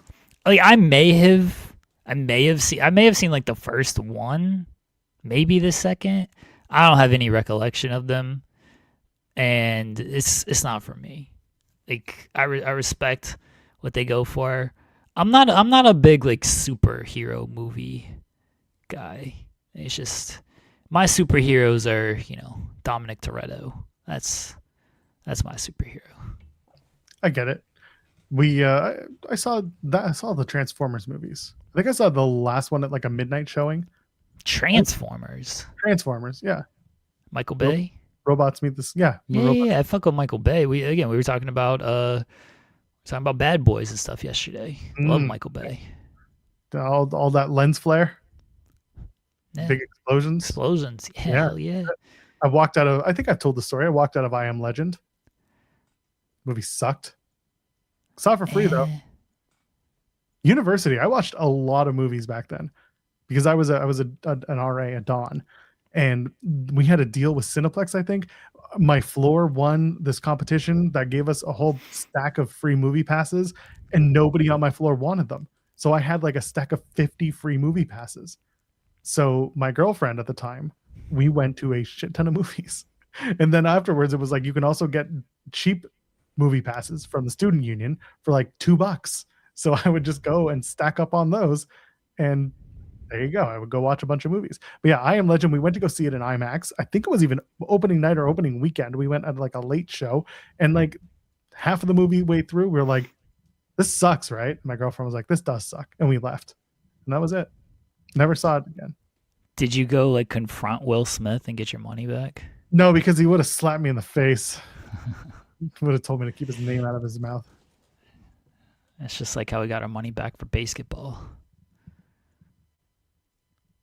No, over my head on that one. Oh, South Park reference. Come on now. It's it's the Passion of the Jew episode where long ago. Yeah, Stan and Kenny go to see Passion of Christ, and they're like, it's a snuff film, and they're like, we want our money back, and it's like, oh, you sat through the whole thing, and so they go confront Mel Gibson. I remember now. Yeah, that's a great episode. Bugs Bunny, yeah.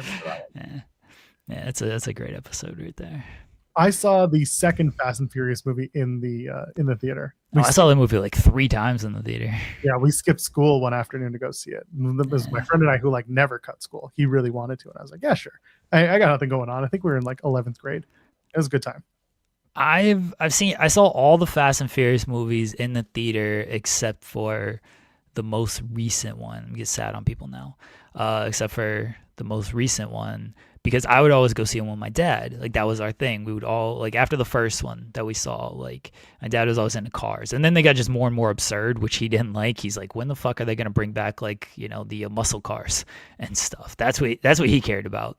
He's like, I don't want them tanks and ice and all that. No, like planes, the longest runway in history. I don't want any of this. But he would still go see them with me. Like that was our thing. And unfortunately, he was in bad health when the last one came out, and he had passed away. So we couldn't go see the last one in theaters, and I had to watch that one by myself. So sorry for bringing the mood down. That's all right. It's almost the end of the show. The mood's been down. I mean, sorry about that. That was me. True. Hey, don't admit. Damn. You admitted it. That's fair. I did admit it, but it's just one of those days. Listen, some days we're on top, and some days we're out cold, as people are talking about in the chat. Out cold. I don't know if I've seen that. Never saw it. What is it? Hold on, let's look it up. Wrestling does bring the mood down. Thank you, Ryan. It's true. Yeah. Oh, I've seen Out Cold. Okay, yeah. I know what this is. Yeah. Is this like Knives Out? No. This is came out 2001. Oh, it's a snowboarding movie. Yeah, it's a snowboarding movie. Yeah, Zach Galifianakis is in it. I didn't recognize those him. Lee Majors is in it. This movie, and there was another movie. It was like Waiting, but it's not. It was like a skateboard movie, and now I can't think of it. Maybe someone will, but like it's in kind of a similar vein to this. I can't think who's in it either. But like if I saw it, I would know it. Grind? Somebody please, what? Grind? Was it Grind? It might be Grind. Yeah. It was a few years later. Grind came out. Yeah, but it was it was Grind. Yeah, it came out around the same time. I mean, okay, sure, a few years later, but it was still like 2000, early 2000s. Comedy type thing. Yeah, these are Jesus, here we go. Oh, Jason London, who was also in the Out Cold movie.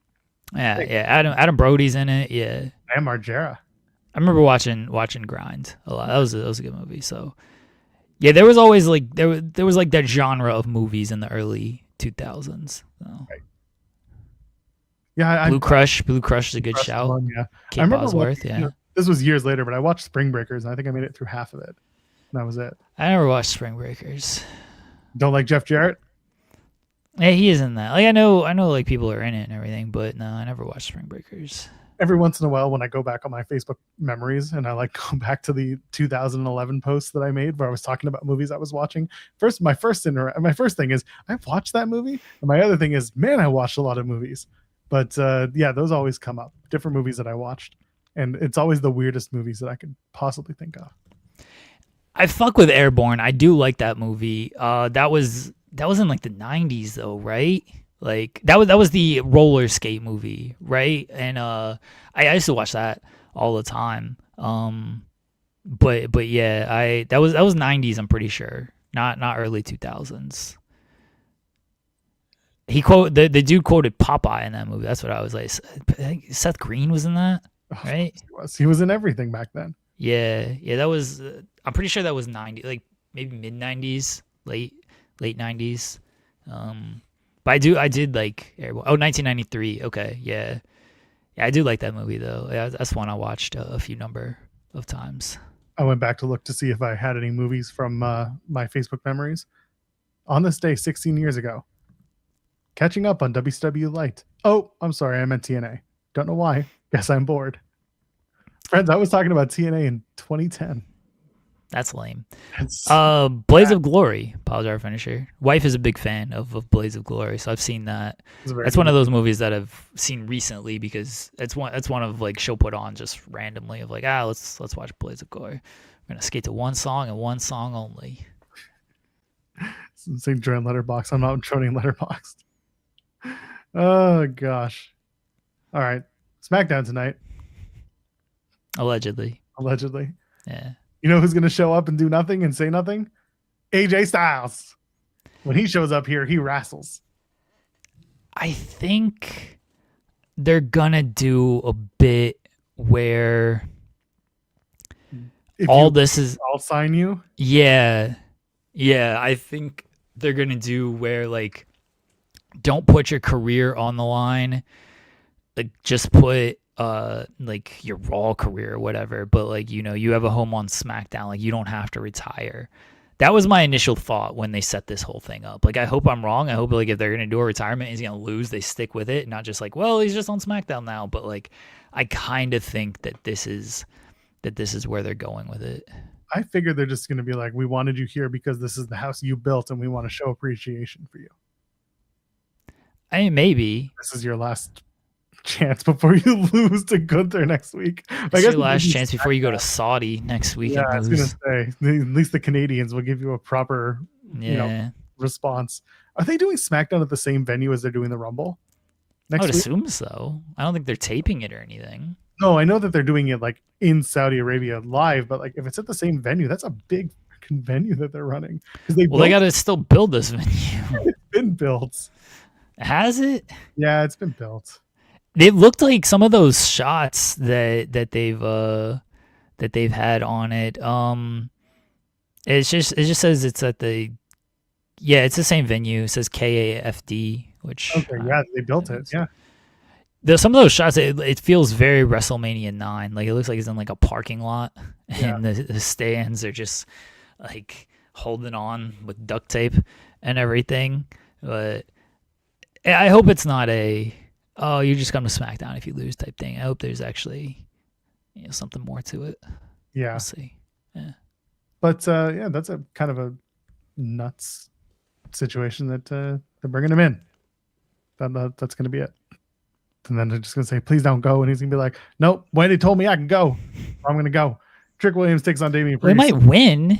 It's not like he's going to retire if he wins, or it's a retirement match, but I think AJ's just ready to go. He could win. I just think AJ's ready to go. Wow. They ain't got much left in him. He ain't got much left to do. Unless he goes to TNA and has that banger match against doing that match. I think it'd be very funny if it turns out that it's like, I told y'all I was going to retire from WWE, but I didn't say I was going to retire from TNA. What is this accent? That's AJ Styles. That's him. That's how it sounds, right? That'll sound like a Southern pit bull. Him and Brody King should be together in a tag team. Yeah. Call them the Southern Pit Bulls. I don't know about that, but could work. Trick Williams is going to take on Damian Priest. It's a match happening tonight.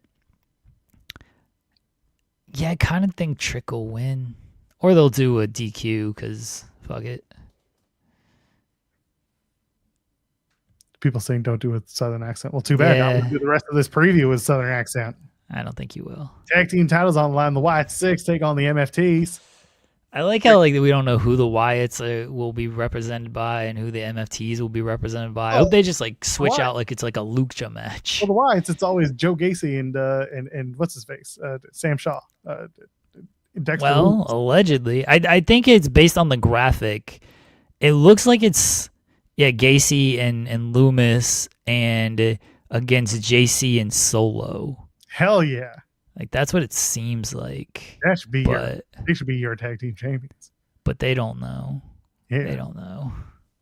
The women's tag team champion #1 contendership match, even though they already have #1 contenders. It's going to be Nia Jackson, Lash Legend versus Kiana James and Julia. There went your accent. Charlotte Flair, Kiana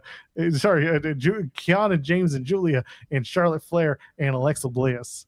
These three teams. Who's going to win? I'll go with Charlotte and Alexa. Although I guess if Rhea and Io retain, then Nia and Lash might win. I think it's Charlotte and Alexa. No. They're going to take on Rio and Io. Rio.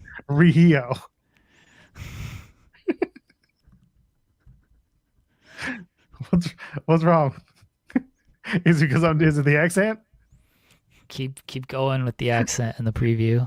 Nathan Frazier takes on Johnny Wrestling Gargano. God dang it.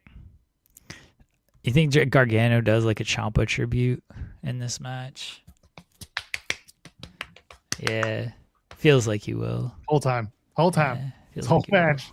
It's just going to be him patting himself on the back.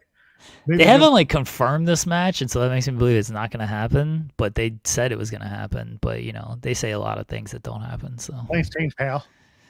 Yeah, if it doesn't happen, please excuse my preview because they said it was going to happen. Sorry, I'm breaking for a second. What is this? What happened to me or happened to somebody else on Drew Heel Heat? Did I do something on Drew Heel Heat that was offensive? Probably. That's fair. Was it the fact that we did the entire preview and then everything changed, even though I told SP3 that it was happening? Yeah, it was probably something you did. I just assume. It's always something I did. All right. Yeah. And finally, AEW Collision. There's more. There's more on SmackDown. They added new stuff. Oh, did they? Well, he should probably update that other thing. Well, I'm about to do a post. I'm not gonna update it. I'm gonna send it in the private chat, so you have to read this shit again. All right. Very excited to read this one. All right. The match is. All right. Oh, well, let's Carmelo Hayes U.S. Open Challenge and an interview with the former WWE champion Cody Rhodes, and also announced for the show the WWE Women's Champion Jade Cargill is going to take on the Triple A Women Intergender Tag Team Champion Chelsea Green. Chelsea Green. Oh, Jimmy, who was offensive. Amazing. I'm gonna have to watch that show. Shout out to AE Ramble. Poor Jimmy. No, he's being. This is what he did. Poor Jimmy. That's fine. Go watch the TNA post show for what happened with Cresta. Why are you guys being offensive out here? It was all Cresta. I said make Santino sad again, and she misunderstood the acronym. Oh boy. Wait, what did she? Oh no. She thought it was instead of MSSA, she thought it was MASA, and she pronounced it as such. She did it to herself. Bless Cresta. Cresta was fantastic. I mean, Cresta rules, but oh no, oh. Make Santino say it again. Poor Cresta. AW Collision. Oh, I'm gonna spoil this show for everybody. So there you go. German Lambert's about to spoil the show. So if you don't want to hear spoilers, God, then you should probably say goodnight. Good night. Are you ready? I guess so. Kazuhiro Shibata takes on Hangman Adam Page in a match that I thought was going to happen on Wednesday, but instead they announced it for this Saturday. It was always announced for Saturday, Joel. Well, I mean, I'm on Tuesday is when I said it was going to be on Wednesday I said it would be. Yeah. I was like, did they announce this match yet? So they're doing it. Shibata and Page. Shibata? Yeah, which is Southern accent. Hangman Page wins. Shibata. Sheboygan. You sound like Oklahoma. Shabata. No, his name was Jim Ross. Instead of Pinata. That's how you sound, Joel. The AEW Women's World Heavyweight Champion Christopher Statlander takes on Isla Dawn. I mean, Statlander wins. The CMLL World Heavyweight Championship, Claudio Castagnoli in his championship takes on Roderick Strong. Claudio wins. No shock there. Austin and Billy Gunn, a father-son duo who should win the AEW Intergenerational Tag Team Championships. They're going to take on the father-son duo of Konosuke Takeshita and Kyle Fletcher. Who's the daddy? Who knows? Takeshita and Fletcher wins. The Proteshita. What do you call them? It's Protoshita. Duncan Doyle take on Busta and the Brain, who are no longer Busta and the Brain. They're just Bryce and Oliver. Davis and Doyle win. Oh, Doyle rules. Andrade El Idolo defeats Magnus. Okay, that's one that you should probably just know off the top of your head. Of CMLL super duper star, according to Luis Polito, Magnus. Yes. And finally, for the TBS Championship, Willow Nightingale defends against Sister of Sin, Julia Hart. And Harley Cameron has threatened violence against Sky Blue if she gets involved. She said, I will, quote, punch you in the face. Willow wins. No shock there. Did Harley Cameron punch Sky Blue in the face? Tune in to find out. She did. All right. Oh, okay. Spoiler alert. She did. Oh, okay. She I was trying not to give everything away. Telegraph the whole goddamn thing. Well, we didn't spoil the fact that Justin Roberts is on the call for the first time ever. Okay. None of that. Anyway, Okay. that's it. We did it. We did the show.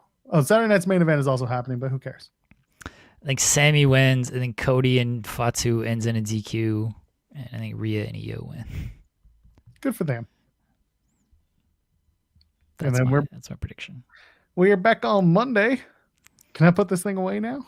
What, the accent? We tried to get you to put this accent away like 20 minutes ago. You kept going with it. Well, you guys wanted me to finish the previews with it. So who is you guys? You and other people. I literally said don't do it. Oh, you said continue with it. That was how That's I not true at all. Well, that's how I heard it. So well, you've had a rough day, Joel, so I'm going to let that one slide. That's what you think. Maybe I was just playing along. Okay. Hell Driver Finisher loved it. That's all that matters. Where are the NWA spoilers? Go to the NWA and find out. There's no cocaine done. Worthless. That's the spoiler. Just hate it here. Joel. Yes. No. Yes. What do you stop? We were gonna get there. Okay. Get there. Go ahead. What was your moment of Thursday? Bear Bronson joins the system, baby, and Cedric Alexander as well. I'm looking forward to the system reboot. Will I be covering it? Not live, unless they are live, at which point we'll cover it.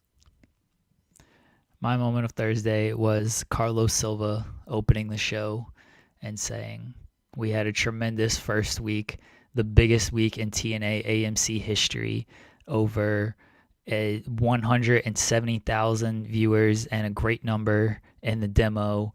And now we are here this week to have another great show, justified TNA chance. That's what he was doing, right? That was his whole bit. All right, then. Yeah. Folks, I have the tape here. As shown yesterday. The Mega that tape. I was like, which tape are we watching? The hell? Last time you and I are on, we were talking about Abella Danger. So what do I know about tapes? True. I didn't know what tapes you were about to whip out on me. True. Here's the problem. We're supposed to get a big-ass snowstorm this weekend, and I don't know if I'm going to be leaving my house this weekend. So I just want to update folks that if we do not watch me getting slimed on Monday or Tuesday, it is because we're in a snowstorm, and I could not leave my house. I will get the video digitized when I can get it digitized. But I just want to keep the people informed. So I know everybody's really looking forward to this next week, and I like to deliver for the people. I'm a fan. I can't wait to see it. It's better than the Abella Danger tape. Right? This has nothing to do with Abella Danger, but Louis mentioned something earlier. I can't find it at this point, but I'm pretty sure it was Louis. He said he watched so many terrible. Oh, I did find it. I watched so many terrible Jessica Alba movies many times. Honey's not a good movie, but Honey's a great movie. Oh, relax. You people are awful. You were a teenager once, Joel, allegedly. So long ago. Go move to California. There's no snow there. There you go. Well, I can't get there in time. Fine. You might if you leave now. Get your flight. Go now. Nah. Anyway, you want to get the results of our poll question? Yes. Results of our poll question: feast or fired? What does it mean? It means whatever you want. Our audience is a bunch of masochists, or they want to get really high, because 60% of you said fired, and 40% of you said feast. They're all just watching their figures. I get it. Yeah, that's gonna be true. Yeah. By the way, we didn't touch on it. Paul London, Chris Van Vliet, great interview, but we did better. You know why? Yeah, I mean, he didn't have squirrels in this interview. Where the fuck were the squirrels, Chris Van Vliet? Yeah. I'm sure. You think Paul showed up with a basket of squirrels, just being like, "These are my friends. Can we also have them in the studio?" And Chris just being like, "No, I don't think we can do that." And Paul London just being like, well, "That's a shame. Go forth and figure it out yourselves." Van Vliet's too professional to have squirrels on his show. What kind of bullshit is that? Professional. Well, yeah. I hate it. Yeah. Anyway. What did we accomplish today, Joel? I'm tired. We didn't accomplish a lot because I'm tired. We accomplished TNA doesn't deserve me being this tired to do this show. And so as a result, I'm not doing TNA late at night anymore.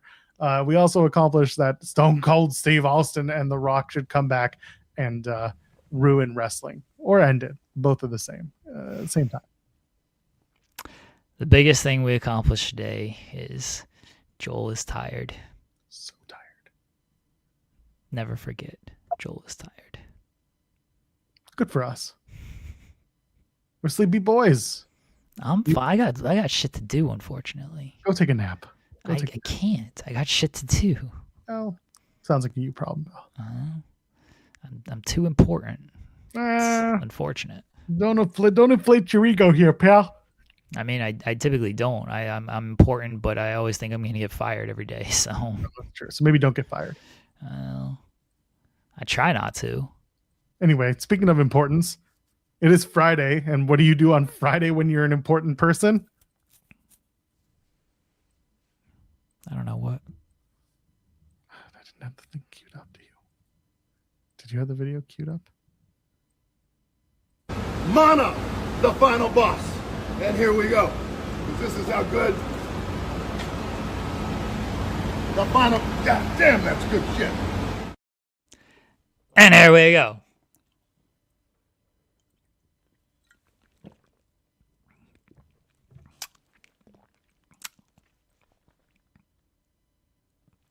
I don't know if it's good shit anymore. You think it's gone bad? Yeah. Oh dear. Yeah. You just got down the whole thing. I'm not doing that. I'm not doing that. Well, yeah, I got work to do. It's fine. You see how much is left. I mean, I can. Maybe not. Don't do that. Don't do that. Yeah, I'm not doing that. I've worked plenty while I've been drunk and high at the same time. 2 chains. And I still get my shit done. So it's getting rough, though. It's getting rough. Whew. Well, Monday will be even rougher because we'll have more wrestling to talk about. I'm sorry, friends. Sorry, pals. But we'll be back. We're going to go enjoy our weekends, go do what we need to do. And then we'll be back 10 a.m. Eastern, Monday to Friday. That's what we do. Come and hang out with us. For Jeremy Lambert, you know who I am. You know who he is because I just said his name. Leave a thumbs up on the way out, ladies and gentlemen. Friends of me on the binary. We'll see you in the next one. Enjoy your weekend. Cheers. And stay safe if you're in that snow path, baby.